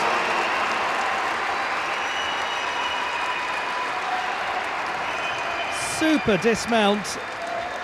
Gosh, he's likely to see a very different sort of score. The reigning all-around champion of Africa. The man from another of the great Egyptian cities, Alexandria.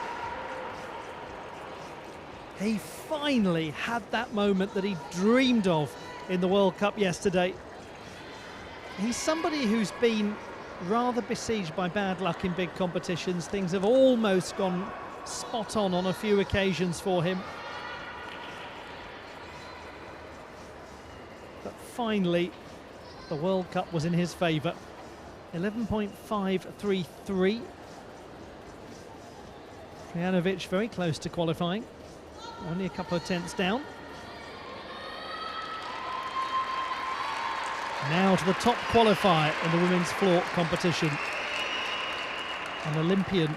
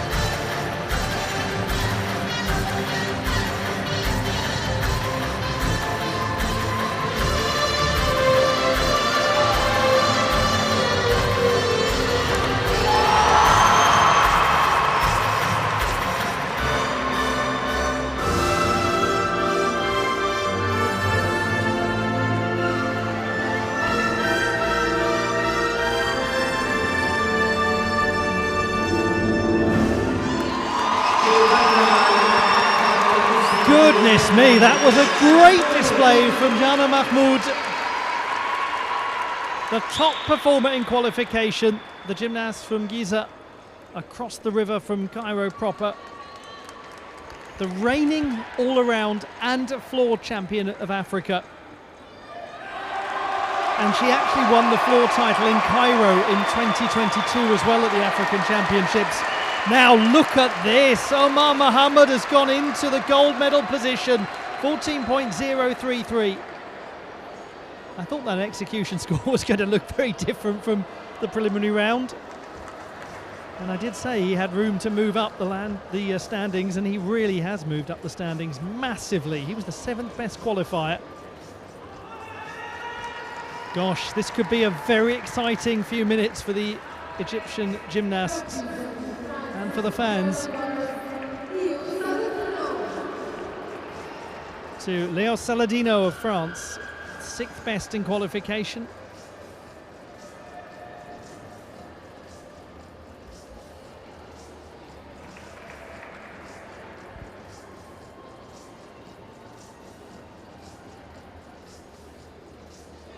Had to really work to get position there after what had been quite a smooth start.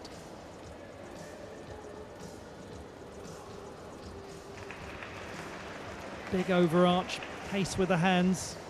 Well done, back under control nicely.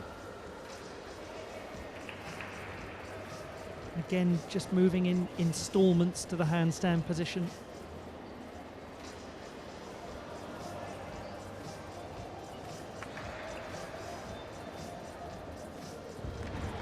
And he actually did extremely well to make that dismount work, considering the effort he'd put in. Has she done it? Has she done it? 12.966 is the leading score at the moment. There's the answer.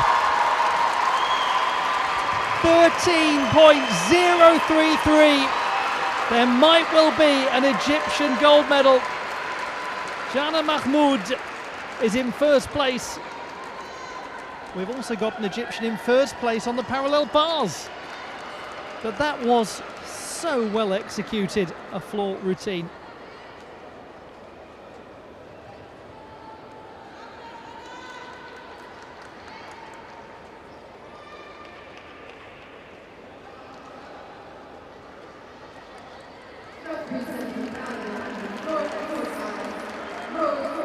Now to Rose Wu, the 4th best in qualification. The Canadian takes to the floor.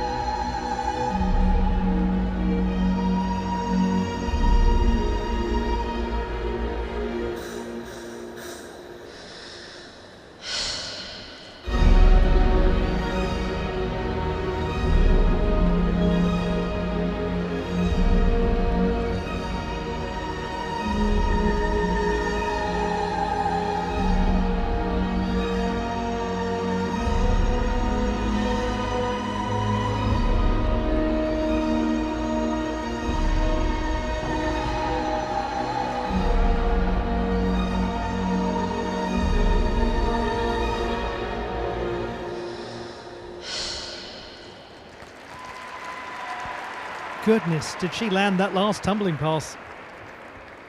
Wonderful to have the experience and control of Rose Wu when it comes not just to the tumbling work but the choreography as well on floor. 13.366 for Leo Saladino, 5th position.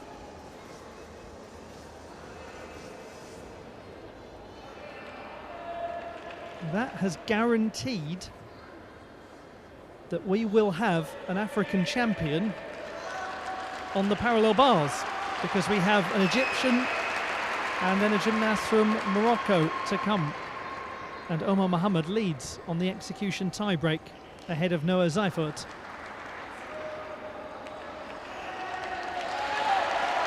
Mohamed Afifi, the reigning champion of this continent on the parallel bars. Very nice gymnast on this piece. He's another who could pop the execution up a little in qualification and move up the standings.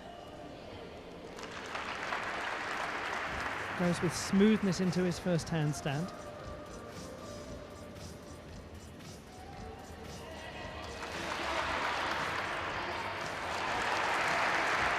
Just about held on to that. Little break in form, perhaps. Certainly much clearer there, but a fabulous effort to hold the handstand. Minimise the deduction as best he can.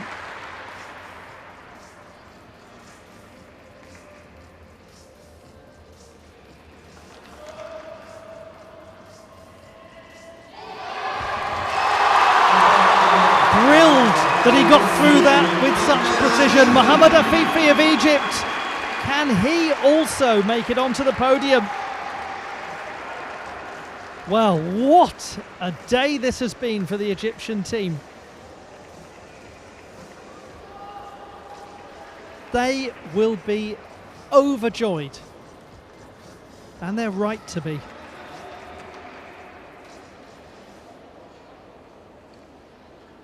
Rose Wu in 5th position, 12.466. And we are guaranteed an African champion in the women's floor competition as well, because we have an Egyptian leading, an Algerian in 2nd place, and a Moroccan to perform. Selina Bouzmayo, bronze medalist at the African Championships last year.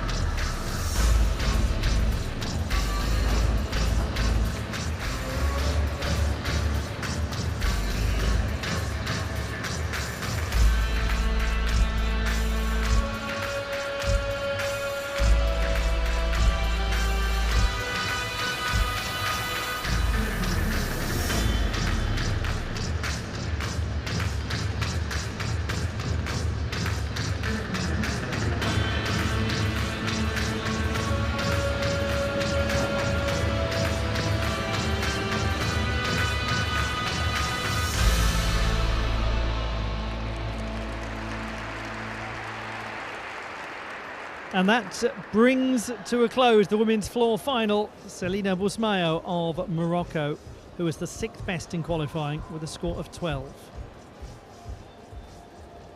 Now, where will Mohamed Afifi sit?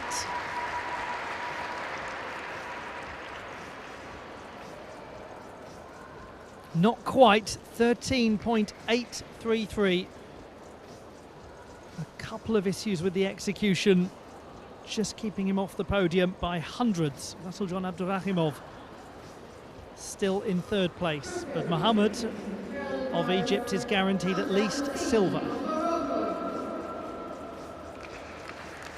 Now we see a gymnast who's been an Arab Games gold medalist, an Arab champion and an African champion, and somebody who won bronze on this apparatus at his home championships in Marrakesh last year. It's Hamza Hosseini to conclude the parallel bars final. Good luck to him.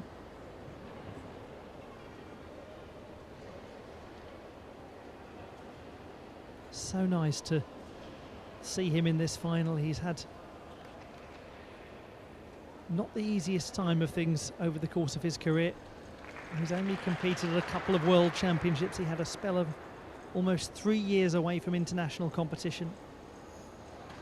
He's talked about a real change in his motivation.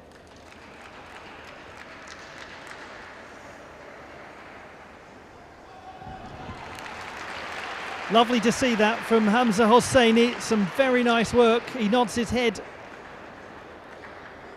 A gymnast who's been on a World Challenge Cup podium. That was on vault in Paris in 2018. He actually trains in France under the great Thomas Bouhay.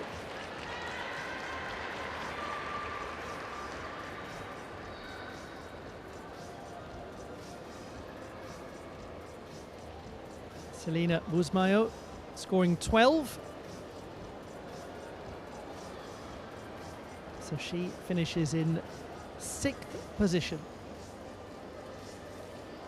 And we will now be able to bring you the great joy for the Egyptian gymnasts, because in a moment we're going to confirm a fantastic couple of apparatus finals for them. Whatever happens with this last score for Hamza Hosseini.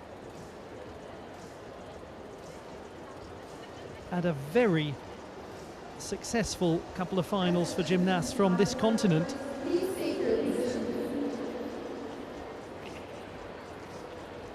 .933, Hamza Hosseini finishing in 7th position. The same score as he produced in qualification, which is a job well done.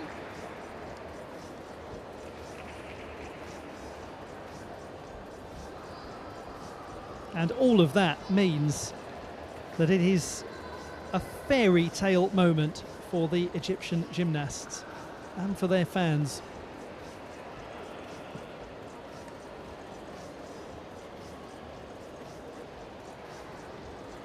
Phenomenal. Double gold accomplished in Cairo.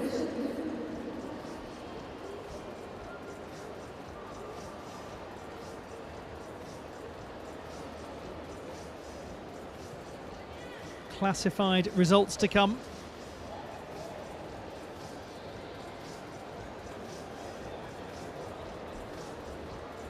The final standings in the women's floor competition. The bronze medal won by Chon Jin-ah of the Democratic People's Republic of Korea. Silver to Algeria's Kalia Nemour, and the gold medal won by Jana Mahmoud of Egypt. The reigning African champion has become a World Cup champion, and she's done it at home in Cairo. So let's have a look at the medalists to be. Chon Jin-ah, great moment for her after a tough start to her weekend. She didn't have the easiest time of things in the vault competition. She's really improved since then, and this is a great reward for her tenacious performances. And what about this? Kalia Nemour, 2 gold medals and a silver. It's been a brilliant competition for the Algerian.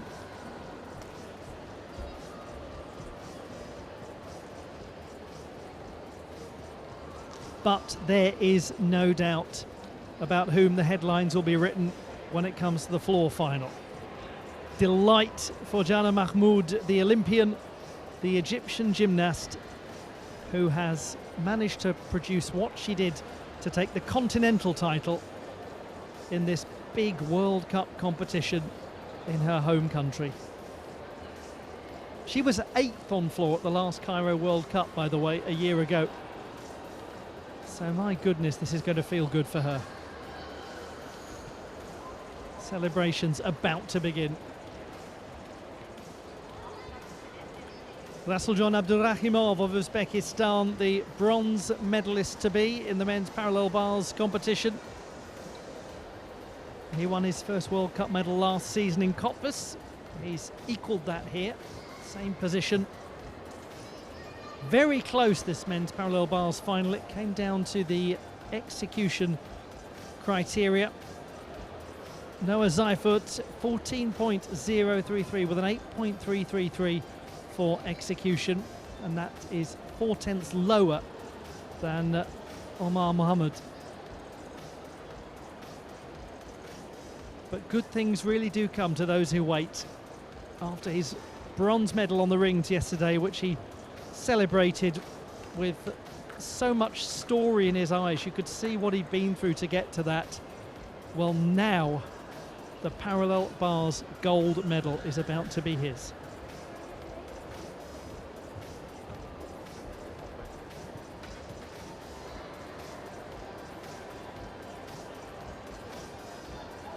That's assuming that anyone can actually get the Egyptian gymnasts anywhere near the podium, because there are going to be people queuing up for photographs, queuing up to interview them.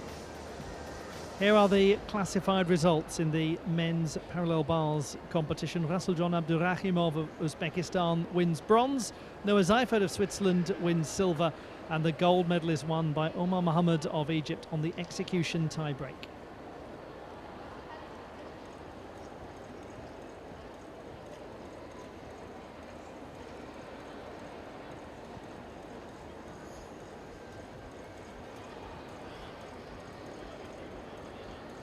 We have one more final to bring you, and it is going to get underway in a matter of moments.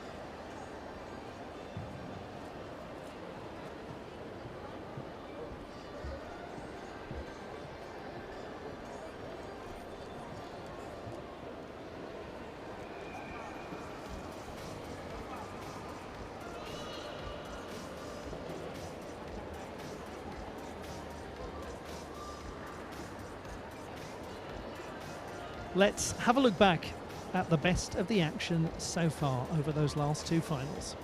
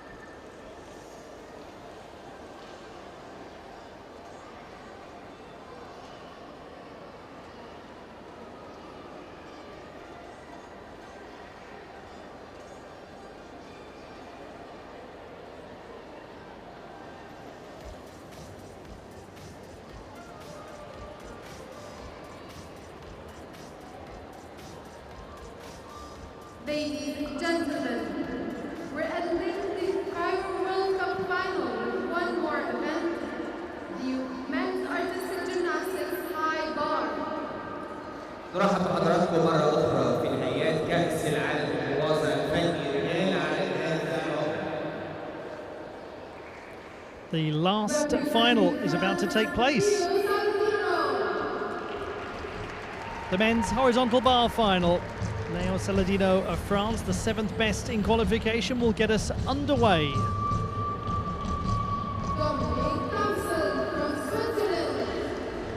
Dominic Tamzel from Switzerland, 5th best in qualifying, will be 2nd to go.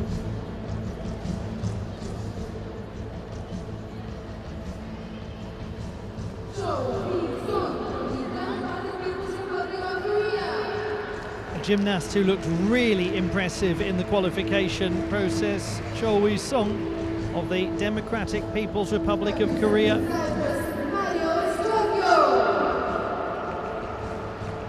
Marios Yorio of Cyprus, European champion on the horizontal bar in 2022 and the reigning all-around champion of his continent. Rasuljon Abdurrahimov of Uzbekistan, the 8th best in qualifying. Gymnast who's just had success on the parallel bars.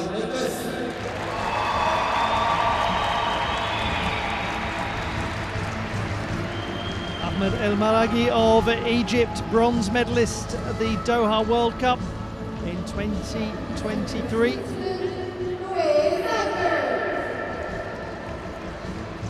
Noah Seifert, 6th best in qualifying.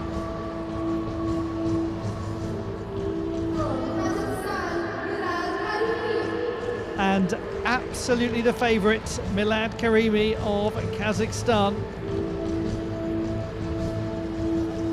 He won the gold medal at the Osijek World Cup. He won the gold medal at the Doha World Cup. And what's interesting is he also won the floor title in Doha. He won the floor title here. So he could be about to achieve the double-double of floor and horizontal bar titles at consecutive World Cups. That would be tremendous.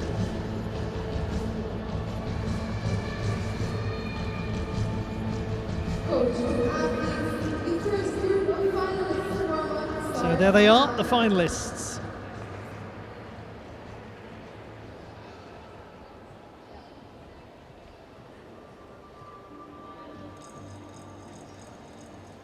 We're going to begin with the gymnasts who qualified 7th, 5th, 2nd and 3rd in the preliminary round, and really watch Cho Woo-sung of the Democratic People's Republic of Korea. He produced an absolutely fabulous dismount. It's the first time that he's competed at an FIG World Cup. He has competed at the Asian Championships. He's very interesting to watch.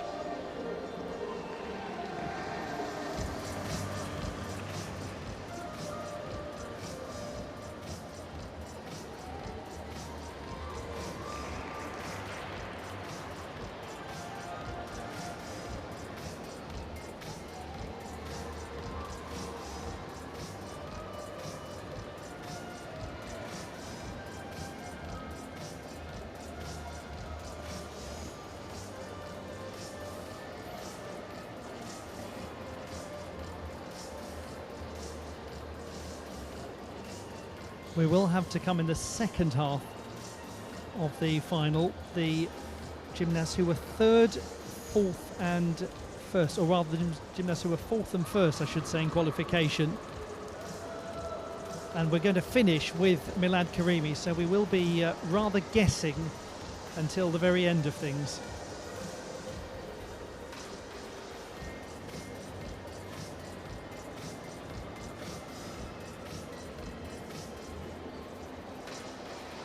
The very last final then about to take place.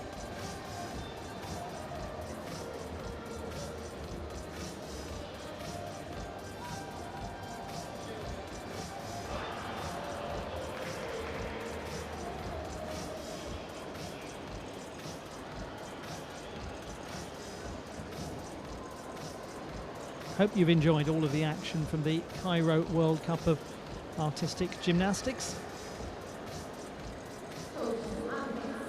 Always a pleasure watching him. He talks about how much he enjoys being here. He loves the atmosphere of this competition.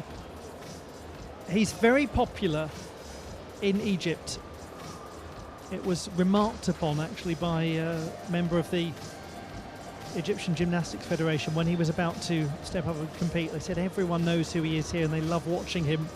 And Marios Yorio commented when I had the opportunity to chat with him after his horizontal bar qualification that he loves noise from a crowd. He loves to feel the crowd react as he regrasps the bar. He said it actually makes him feel more energized. The phrase he used was pumped up. And there are some athletes, aren't there, who don't really notice the crowd so much. They're not hugely aware of what's going on around them, and there are others who just like the energy of a big event.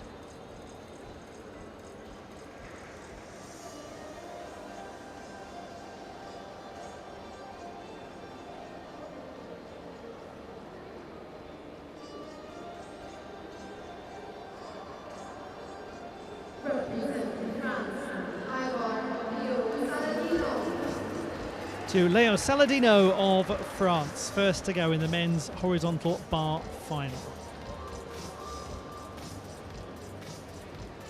He was the 7th best in qualification.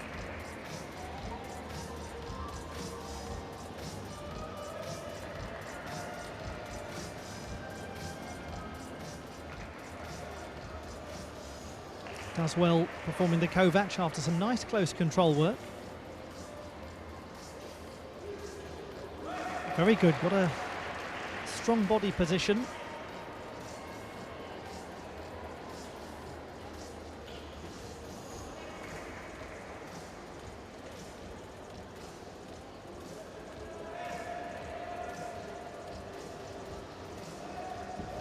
And really security lands. Job thoroughly well done by Leo Saladino. He's regarded as a very humble, very reserved young gymnast, but one with a lot of intense determination under the surface. Nadi looked really thrilled. That was nice to watch. It was very tidy gymnastically.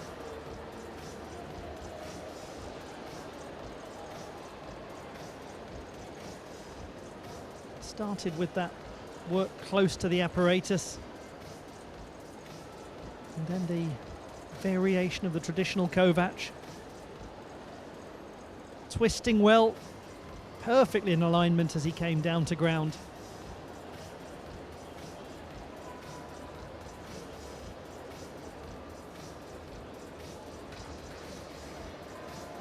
Certainly could do rather well with that performance, depending on what we see from those who will be likely to produce a higher difficulty.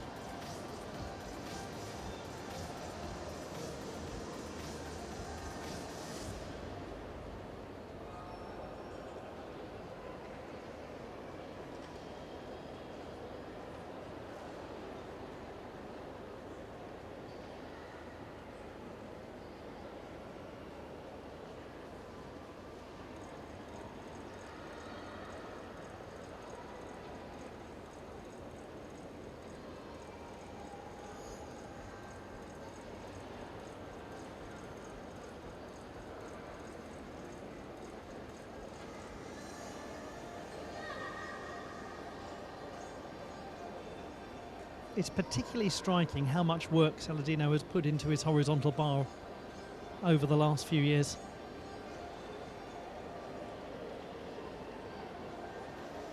And they know, don't they, the athletes, in a way that we can never possibly appreciate, that we can never understand simply by watching one routine, how much has gone into that degree of development. Well done. 13.5. Difficulty up by a 10th. Execution is up. Gets the bonus as well. All of that for a 4/10 gain. That could contend for a place on the podium, depending on what we see. But there's certainly potential for that to feature.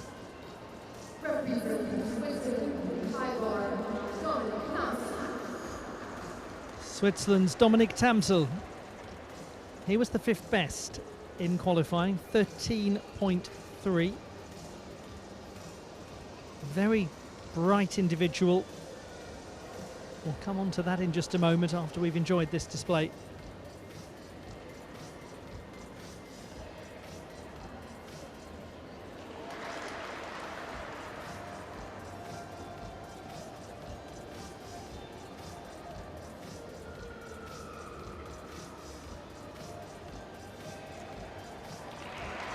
Completes his Coleman as the 2nd release move.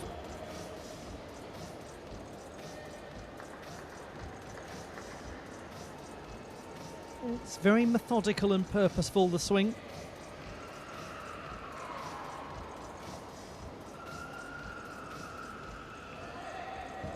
And the dismount was lovely. Very nice start to this men's horizontal bar final. Leo Saladino going well, Dominic Tamsel following suit. The gymnast who has advanced qualifications in electrical engineering from the Bern University of Applied Sciences. He became a Master of Science last year and also completed his advanced certification in English. He's from right up in the far rural north of Switzerland.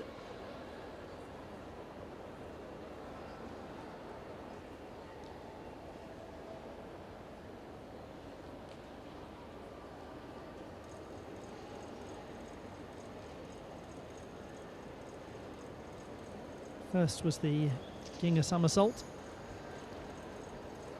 and then the full twisting Kovac, the Coleman.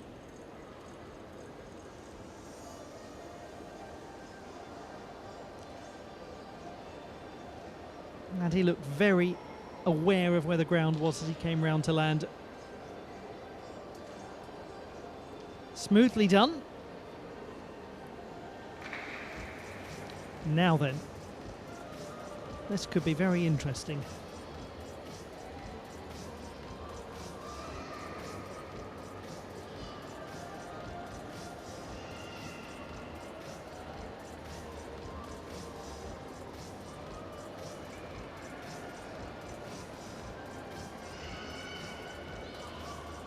You imagine he will just be thinking, if I can do as I did in the qualification phase, that will probably be just the ticket.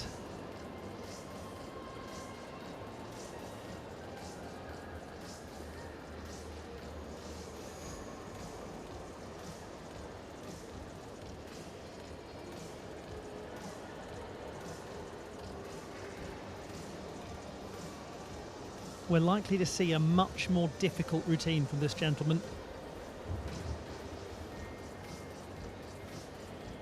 The first two of pretty comparable difficulty. Probably won't be much between them.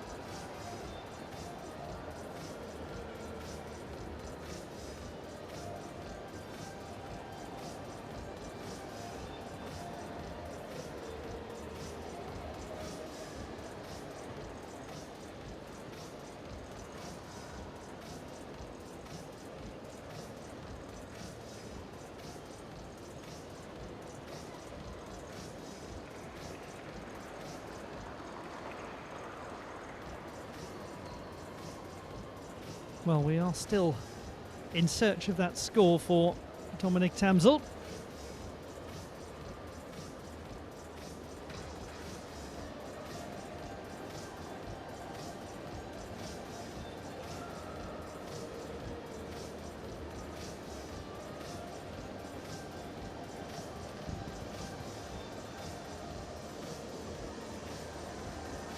What an athlete does in a situation like this is their own personal ritual, isn't it? And it's important that they get this bit right. How much they choose to think, how much they choose just to let their mind wander, how much they try to keep everything out of their head when you're waiting to go and waiting for a score to come in. Just waiting for the green light. He's been there for a fair old while now.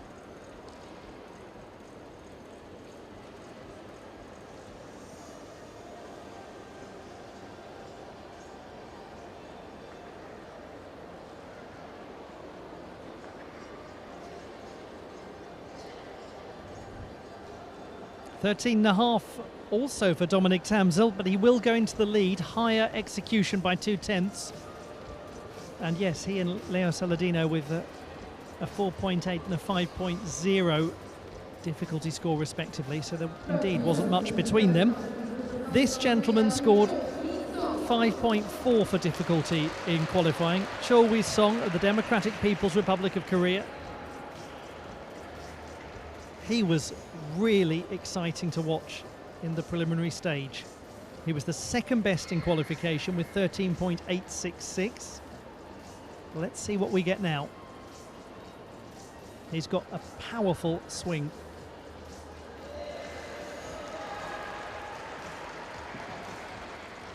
First big one coming up, Cassina. Almost had an interruption to the swing, but did well. And the Coleman. There's more to come, straight Kachev. And there's more still, straddle Kachev.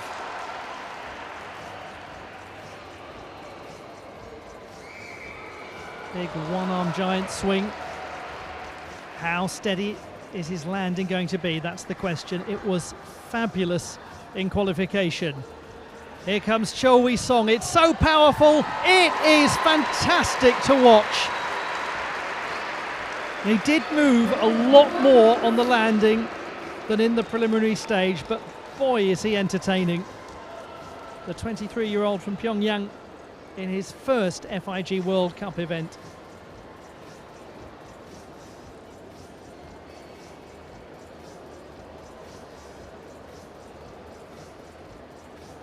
He really commits to the release moves.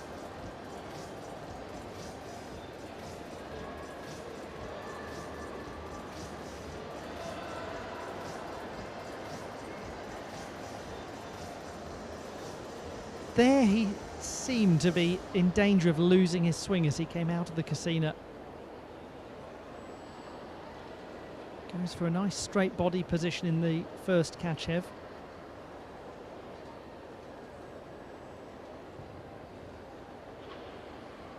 And then rapidly twists the body around to dismount and has that little side step. Well, more than little. But some big difficulty on show from that young gentleman. Certainly got the crowd going, didn't he?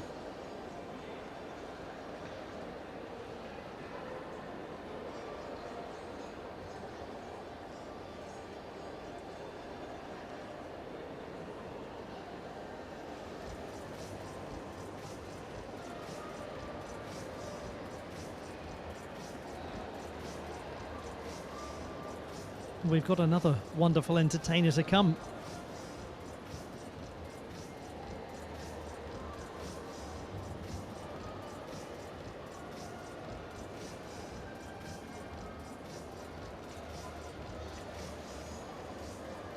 So the leader at the moment is Dominic Tamzel, 13.5, same score as Leo Saladino, but Tamzel better on the execution.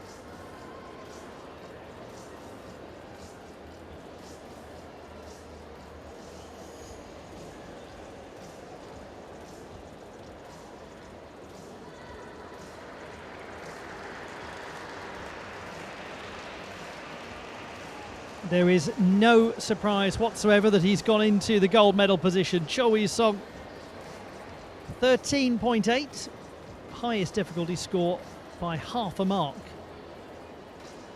Execution, unsurprisingly, the lowest of the three.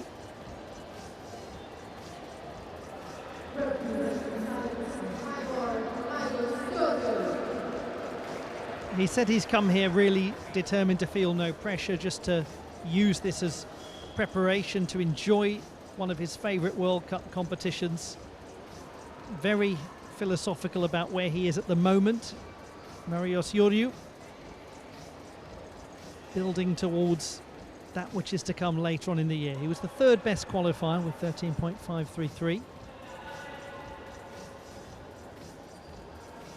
And he goes nicely through his Cassina, really kept the swing going there.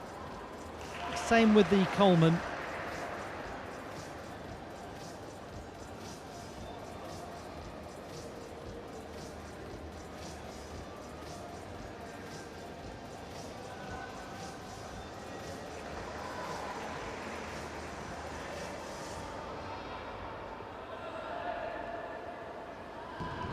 Oh, that's such a graceful dismount. Golly, that was lovely.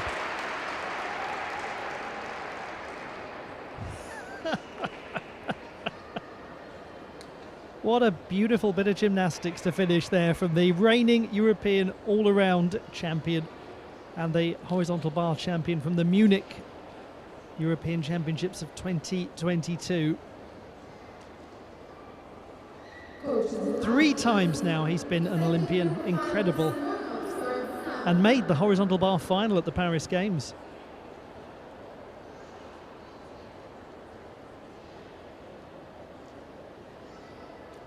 Keeps such a sense of swing when he reconnects with the bar.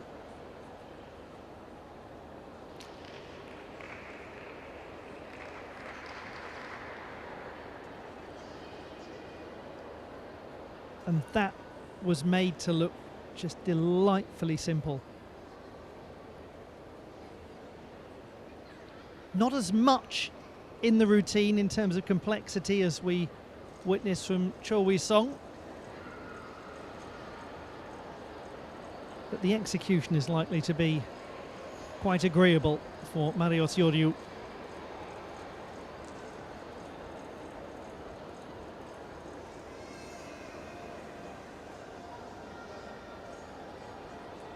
There is the favourite. There is the man who has managed so many World Cup successes this season.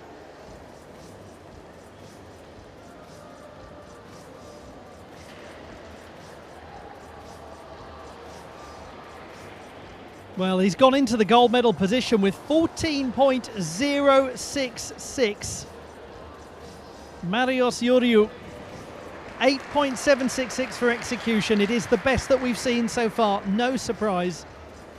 And though he is 0.3 lower in difficulty than Cho Wee-sung, it was the clarity of his performance that was so important. He also picked up the 1/10 bonus as well. Cho, the only gymnast not to have that.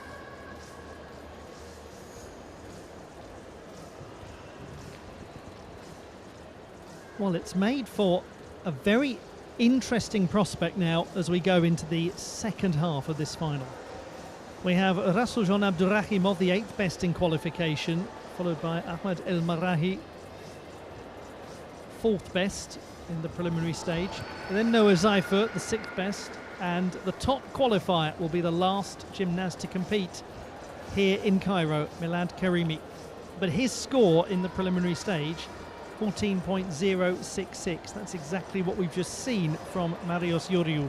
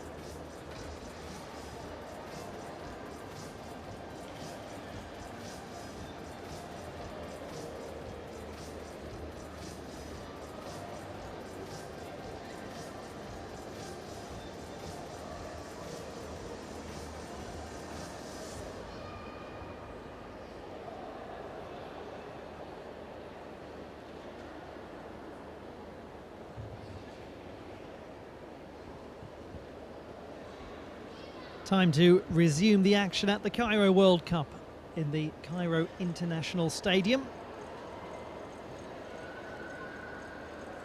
4 performances to come, and then we'll bring you the celebrations, and there will be lots of celebrations, especially for the Egyptian gymnasts, as they are going to enjoy hearing their national anthem played twice. Rasuljan Abdurrahimov,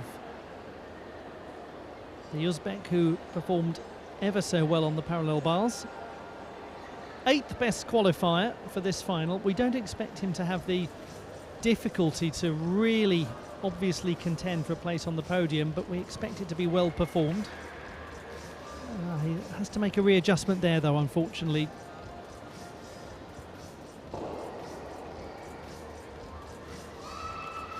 Decent sense of height and flight on the Kachev. A nice looking straddle variety there.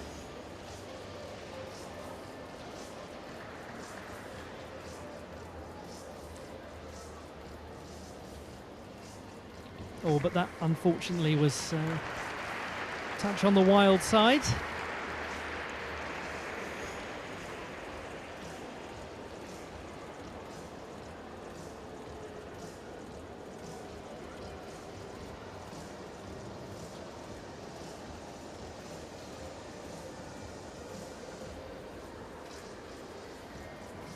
Perhaps the sense for Rasul Abdurrahimov that after that really fine display on the parallel bars, we're into territory where anything is a bonus now, because they really just look delightful on his preferred apparatus.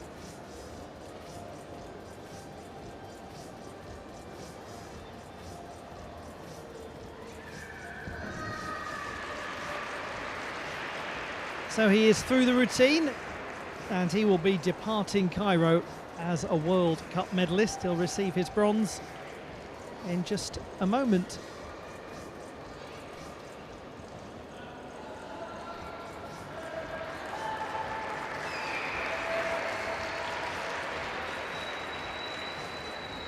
And we have a look back at Rasuljon Abdurrahimov's display. It's coming out of the Yamawaki that he just had to readjust. Didn't have the momentum to keep him going as though he was intending.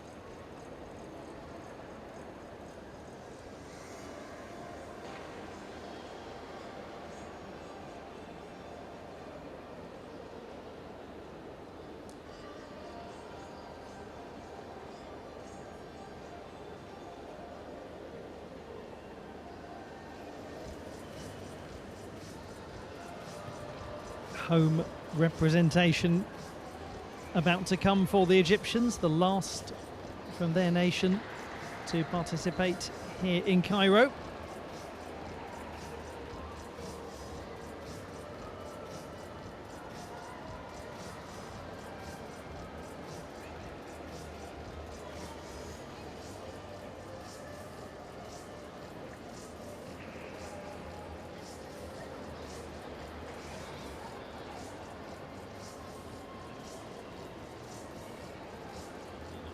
He was the fourth best in qualifying, so he can be very aspirational.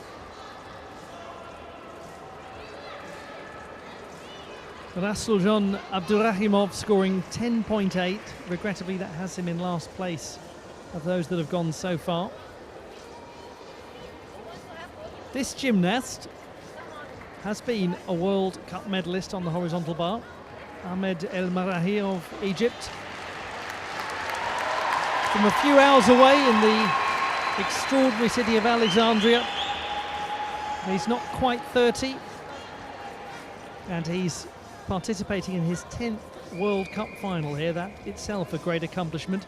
He was 8th in Cairo in 2022, 5th in 2023 and 6th in 2024.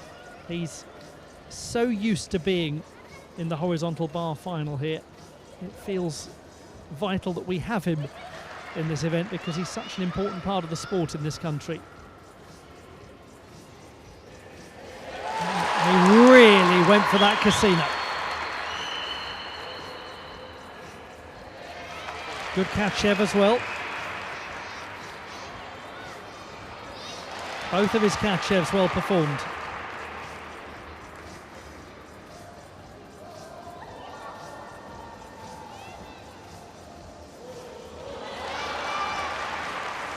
This is looking good.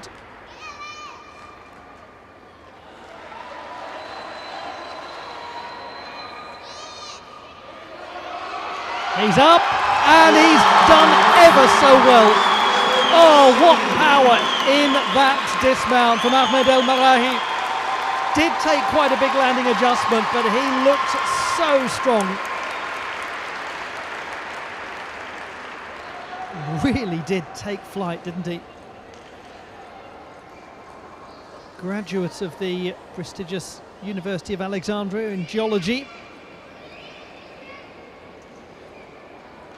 So appropriately enough, he got the whole place rocking there with that display.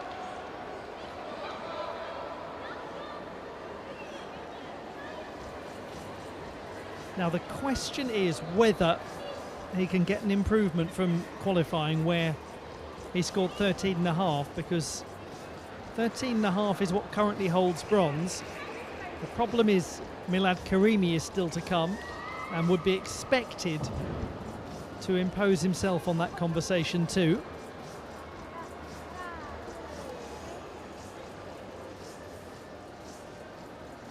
Had a little leg separation towards the conclusion of the Casina, but it was very powerful and kept decent swing. His Kachevs were nicely performed.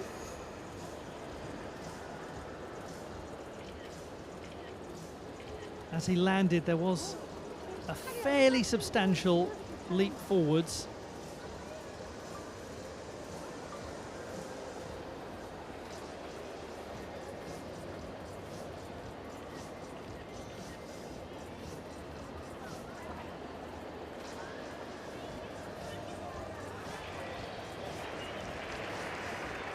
He hasn't quite made it onto the podium.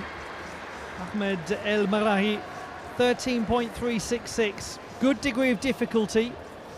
The joint second highest that we've seen so far, but the execution, unfortunately, the second lowest in the final.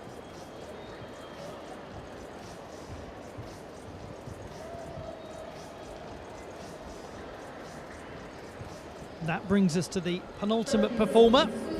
So it is still Marius Ioriu leading, then Cho Wee-sung, then Dominic Tamzel. So there will be a Swiss gymnast on the podium with one to go, because this is Noah Seifert.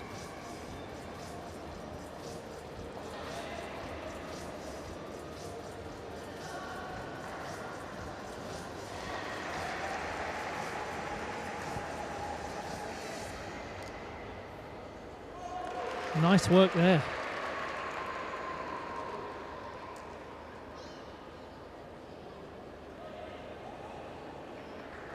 That showed very fine control.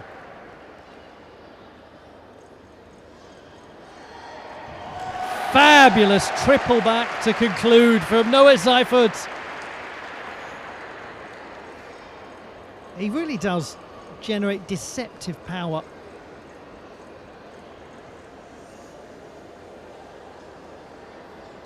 It's amazing how he really gets up into the air for those 3 rotations backwards.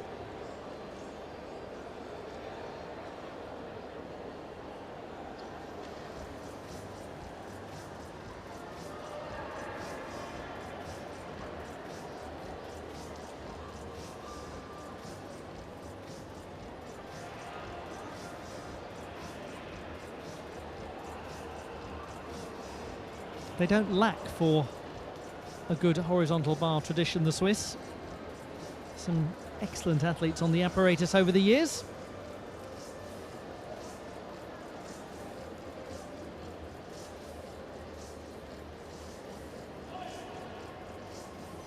He seemed to be quite close to the apparatus with the Kovac, or with the Coleman, I should say, and then the Kovac variation afterwards, that looked more in line.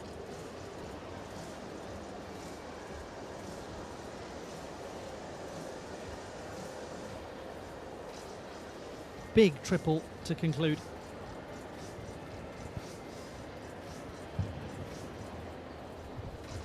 .133 in qualification.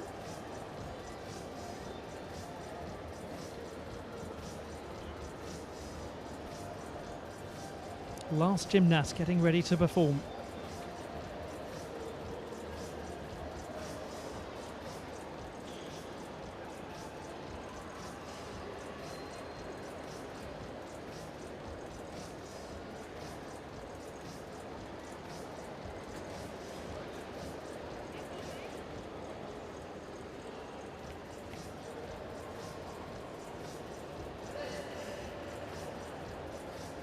Certainly from an execution standpoint, Seifert looked better by some way than the 7.733 he picks up in the preliminary stage. Actually came into the final with the lowest execution score of anyone.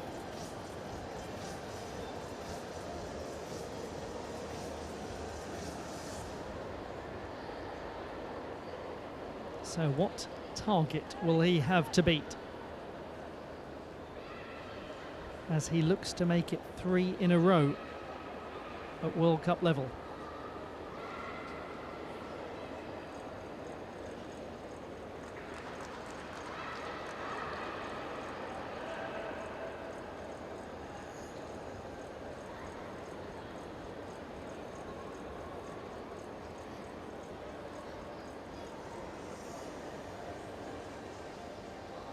He really has been so dominant of late on this apparatus. And still, Noah Seifert waits for the number to come in, and we wait to see who will be leading. Whether it will be the gentleman from Switzerland or whether it will be Marius Iuriu.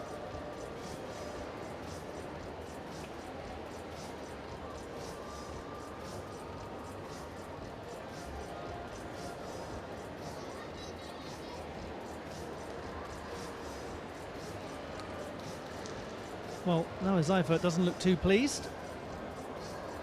He scores 13.866, so he's guaranteed a medal. It will be at least bronze for him. Marius Iuriu at least silver.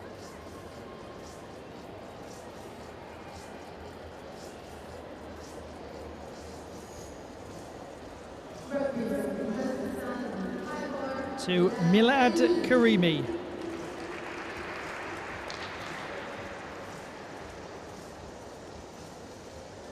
Top performer in qualification.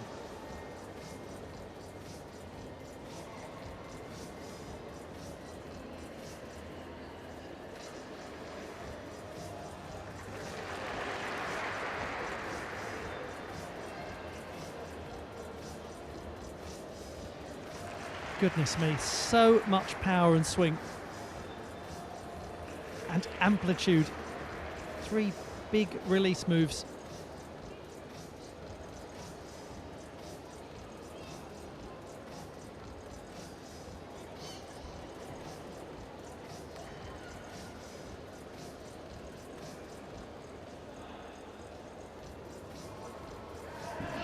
And that very well-controlled landing as he chuckles to himself. Well, the knees nearly touched the nose there at one point, needed incredibly to hold his landing position. That was very quick thinking from Milad Karimi. Well, whatever position he occupies, he's had a brilliant spell on the horizontal bar, winning the gold in the Croatia World Cup in Osijek, the gold at the Qatar World Cup in Doha.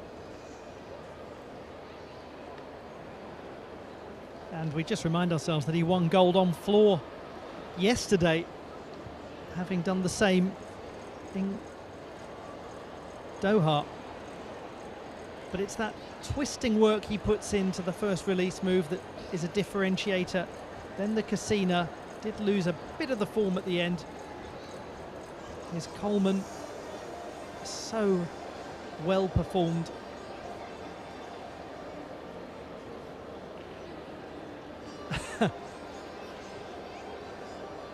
The look of somebody who is not entirely sure how they managed to stay upright there, but they just about did it.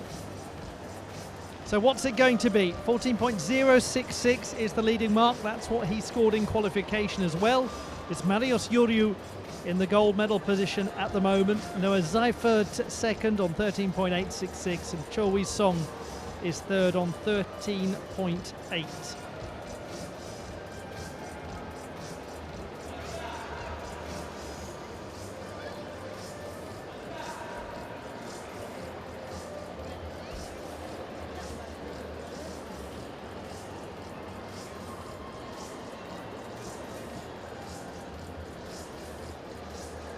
There's the leader.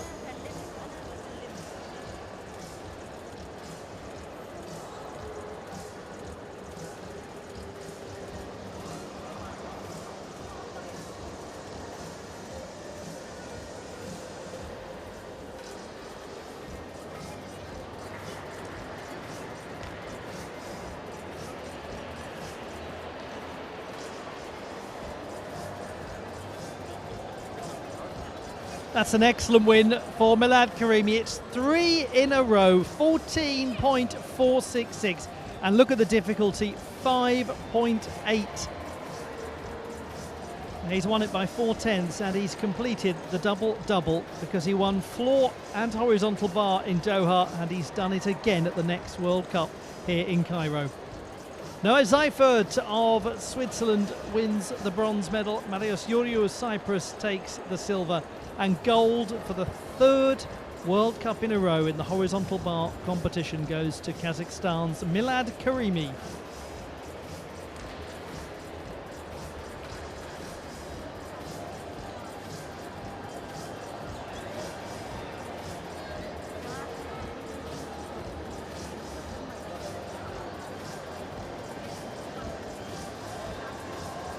Victory ceremonies will be along in a short while.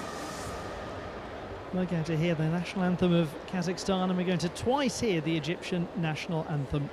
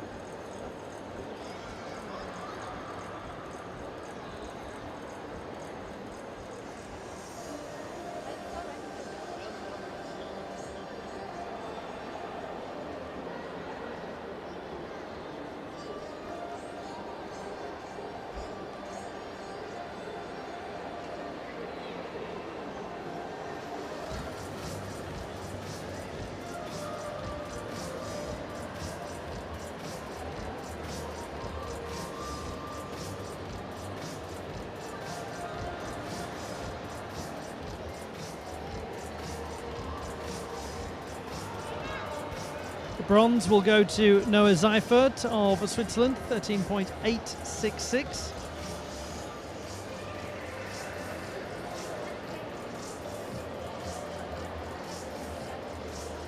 The winner of the silver medal, Cyprus's own Marius Yuriu. He said he came here really as part of a wider preparation process, just looking to not put too much expectation on himself. Well, he's done so well.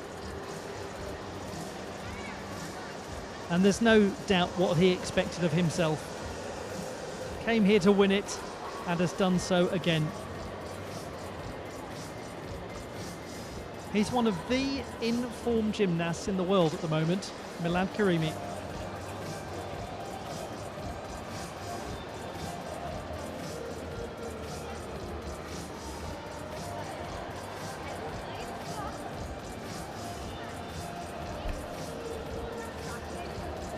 Let's have a look back at some of the action so far today ahead of the victory ceremonies.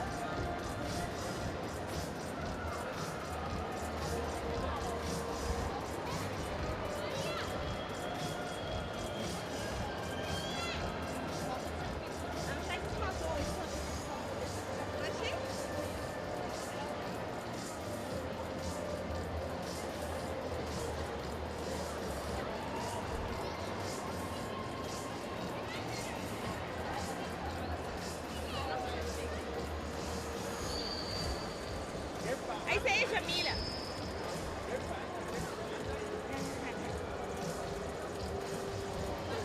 ايه؟ هي مين؟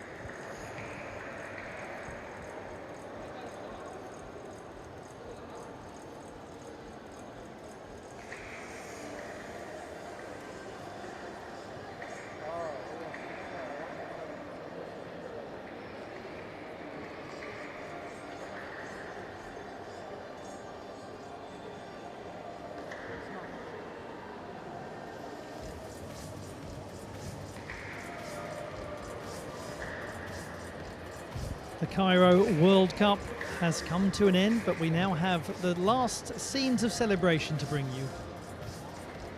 3 medal ceremonies about to take place.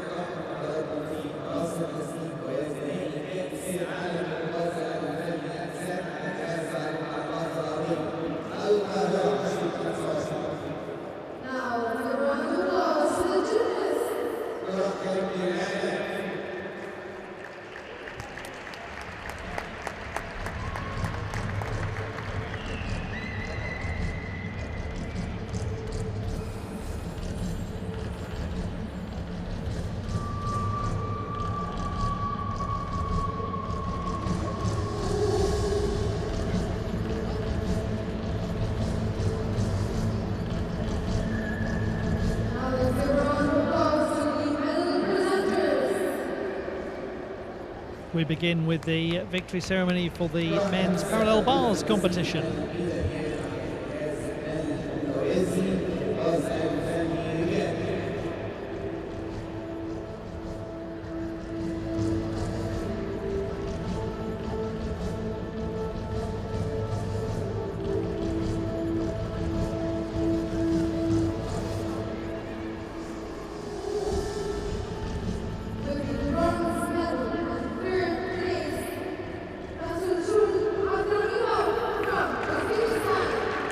The winner of the bronze medal, Rasuljon Abdurrahimov of Uzbekistan, his second World Cup honours.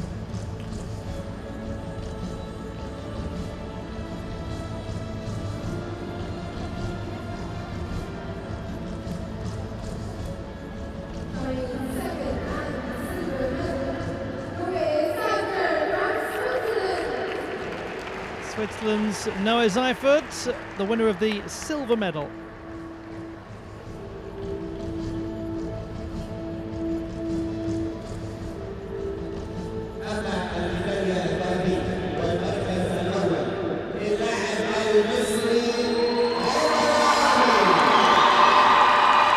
A glorious moment this for a gymnast who has dreamt of being at the top of the podium in his home World Cup. The dream comes true for Omar Mohamed of Egypt. A day after he took third place in the rings final, now he is the best in the parallel bars. 11 times a champion of Africa, but something that was missing for him was being recognised at his home World Cup, was getting into the top 3. Well, it never rains but it pours for Omar Mohamed. Bronze one day, gold the next. A moment that he will remember for the rest of his life.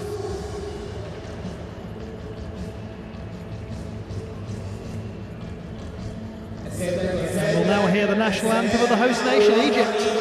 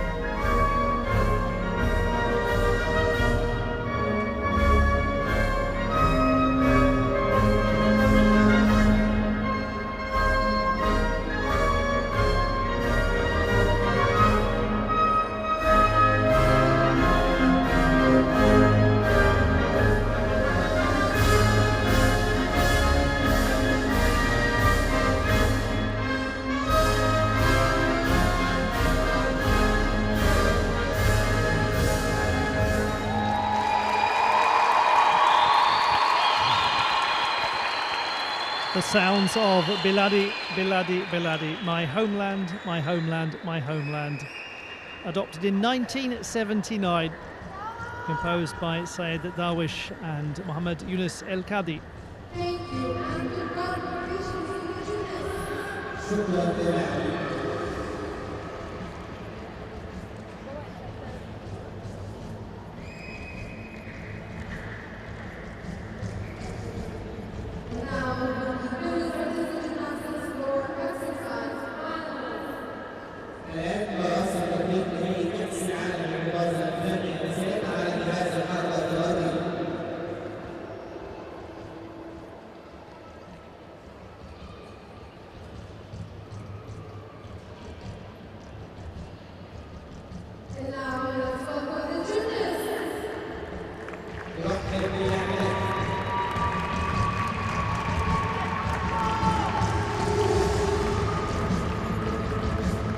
The victory ceremony for the women's floor competition.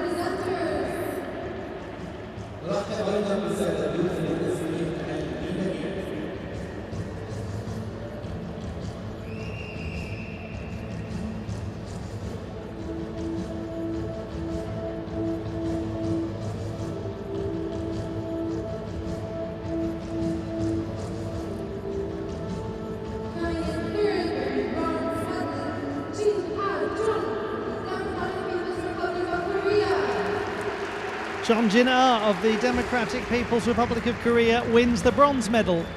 A great reward for her participation in 3 finals over the course of this weekend.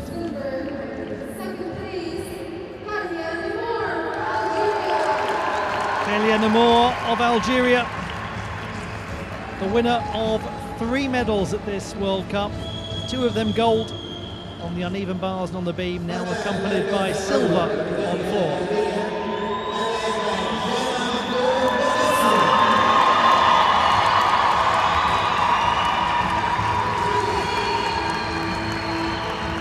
What a reception for Jana Mahmoud of Egypt, champion of Africa in the all-around competition and on floor, and now the World Cup champion.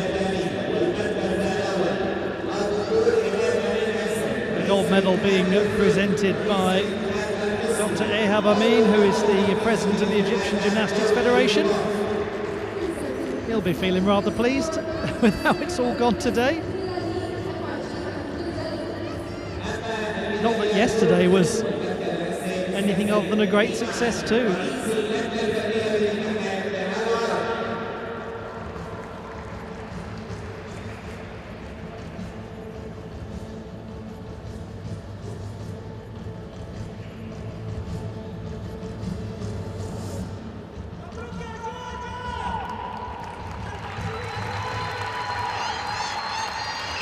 The national anthem of Egypt.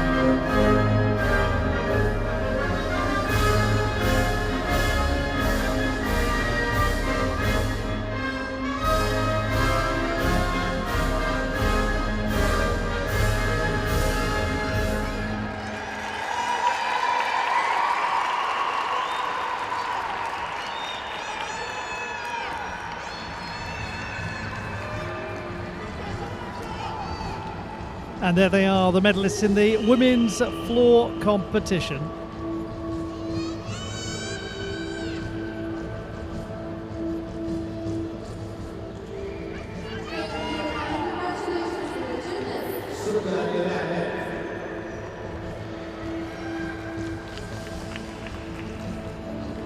Well, we have one more ceremony to come before we then present the awards to the overall World Cup Series winners.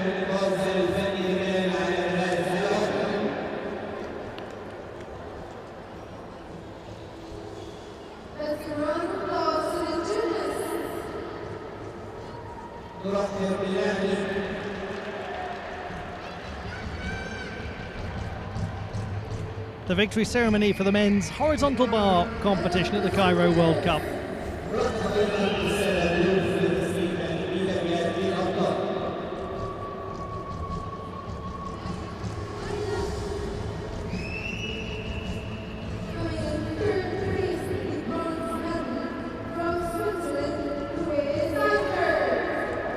Noah Seifert, the winner of the bronze medal. Second time today on the podium.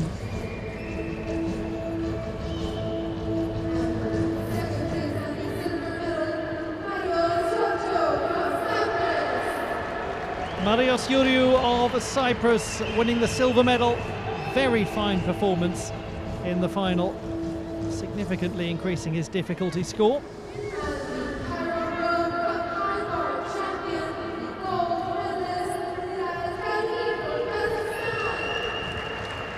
But magnificent Milad Karimi has done it again. 3 in a row in horizontal bar World Cup competition.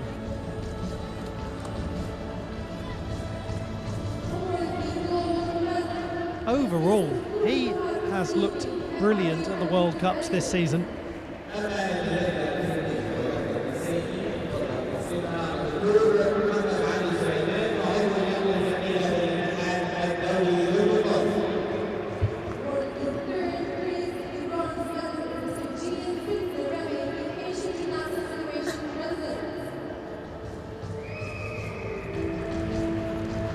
And we will have in just a moment the national anthem of Kazakhstan.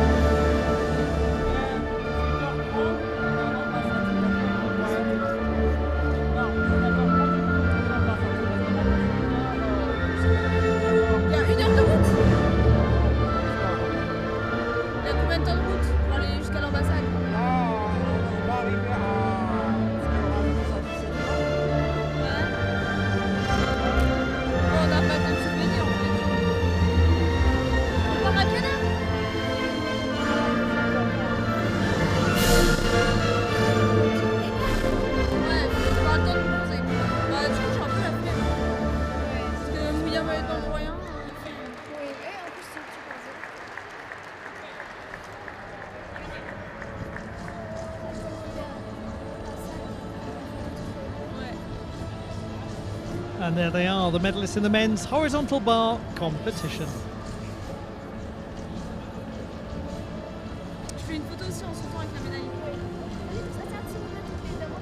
We now also have the presentation for the overall series winners across each of the apparatus categories in World Cup competition.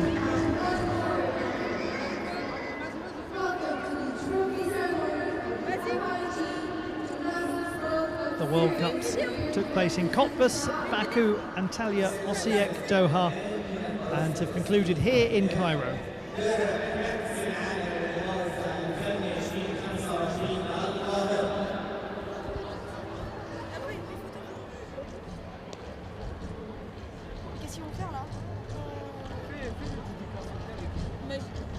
Vas-y, une photo. Ouais.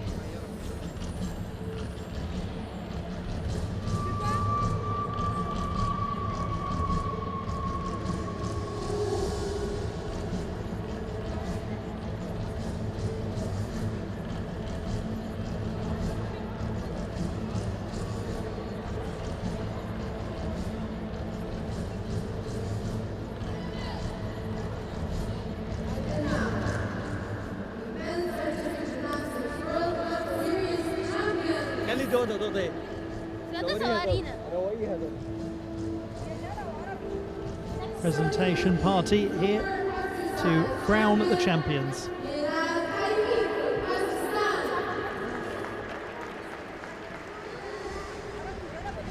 Milad Karimi getting things started.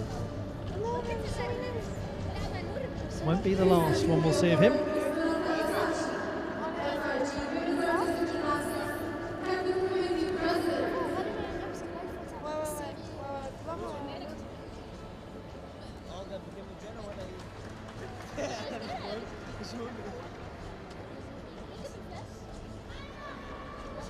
There is the floor champion, Milad Karimi.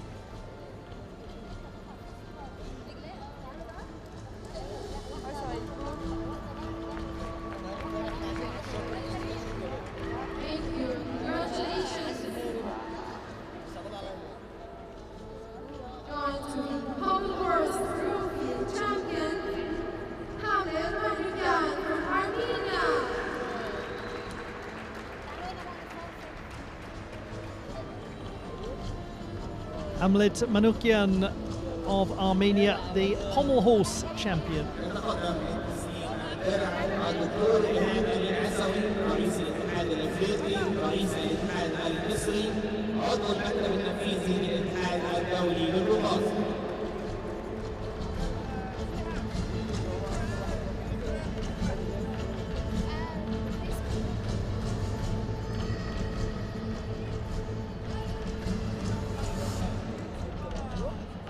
What an absolutely magnificent season he's had as a new senior.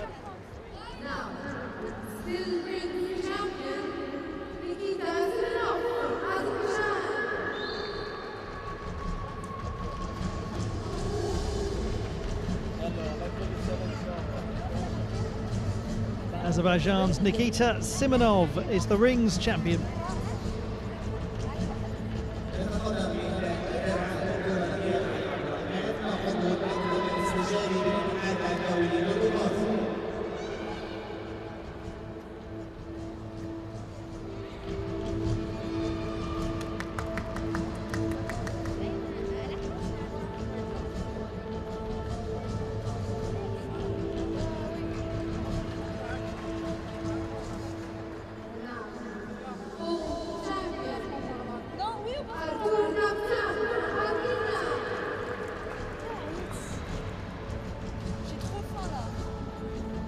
The champion on vault, Artur Davtyan of Armenia.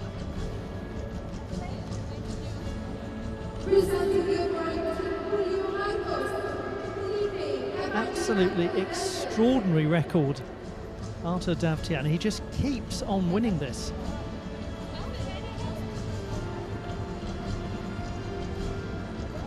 Four years in a row, World Cup vault champion.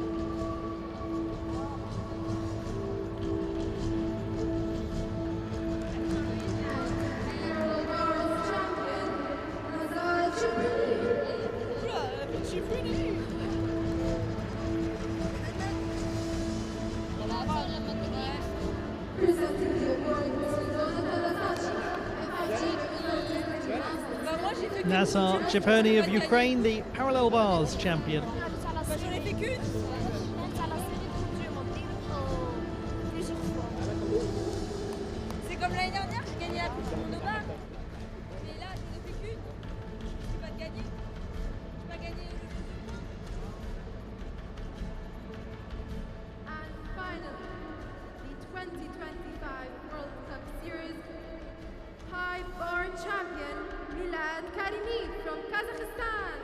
Told you he'd be back. Milad Karimi, having won the floor title, has also won the horizontal bar title. It's an incredible accomplishment to win one World Cup Series title, but to actually take two in a single season, that shows that he really is one of the form gymnasts in the world.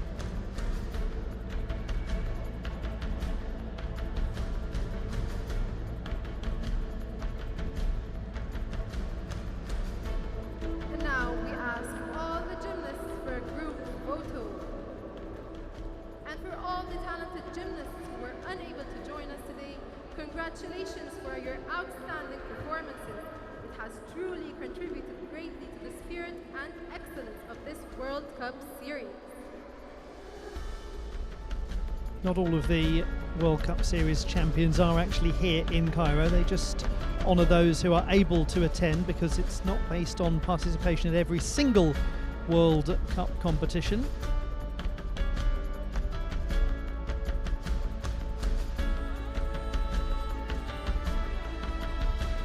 It is a consistency award, best performance over a series of events, but there are 6 World Cup events and the gymnasts are not required to compete at every single one of them. صورة جماعية لأبطال هذه النسخة، نسخة كأس العالم للجمباز الفني القاهرة 2025.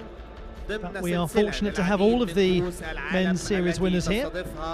مصر هنا في الصالة المغطاة باستاد القاهرة الدولي.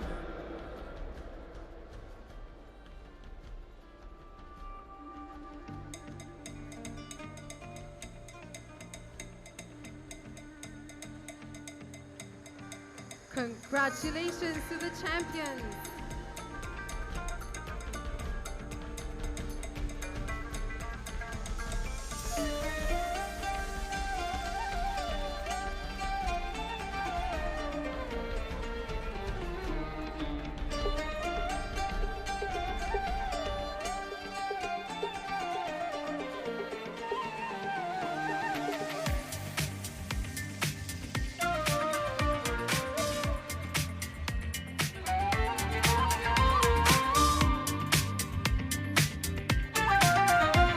Fantastic action in Cairo to draw the World Cup to a close. It's been a pleasure having your company for all of the action from Egypt.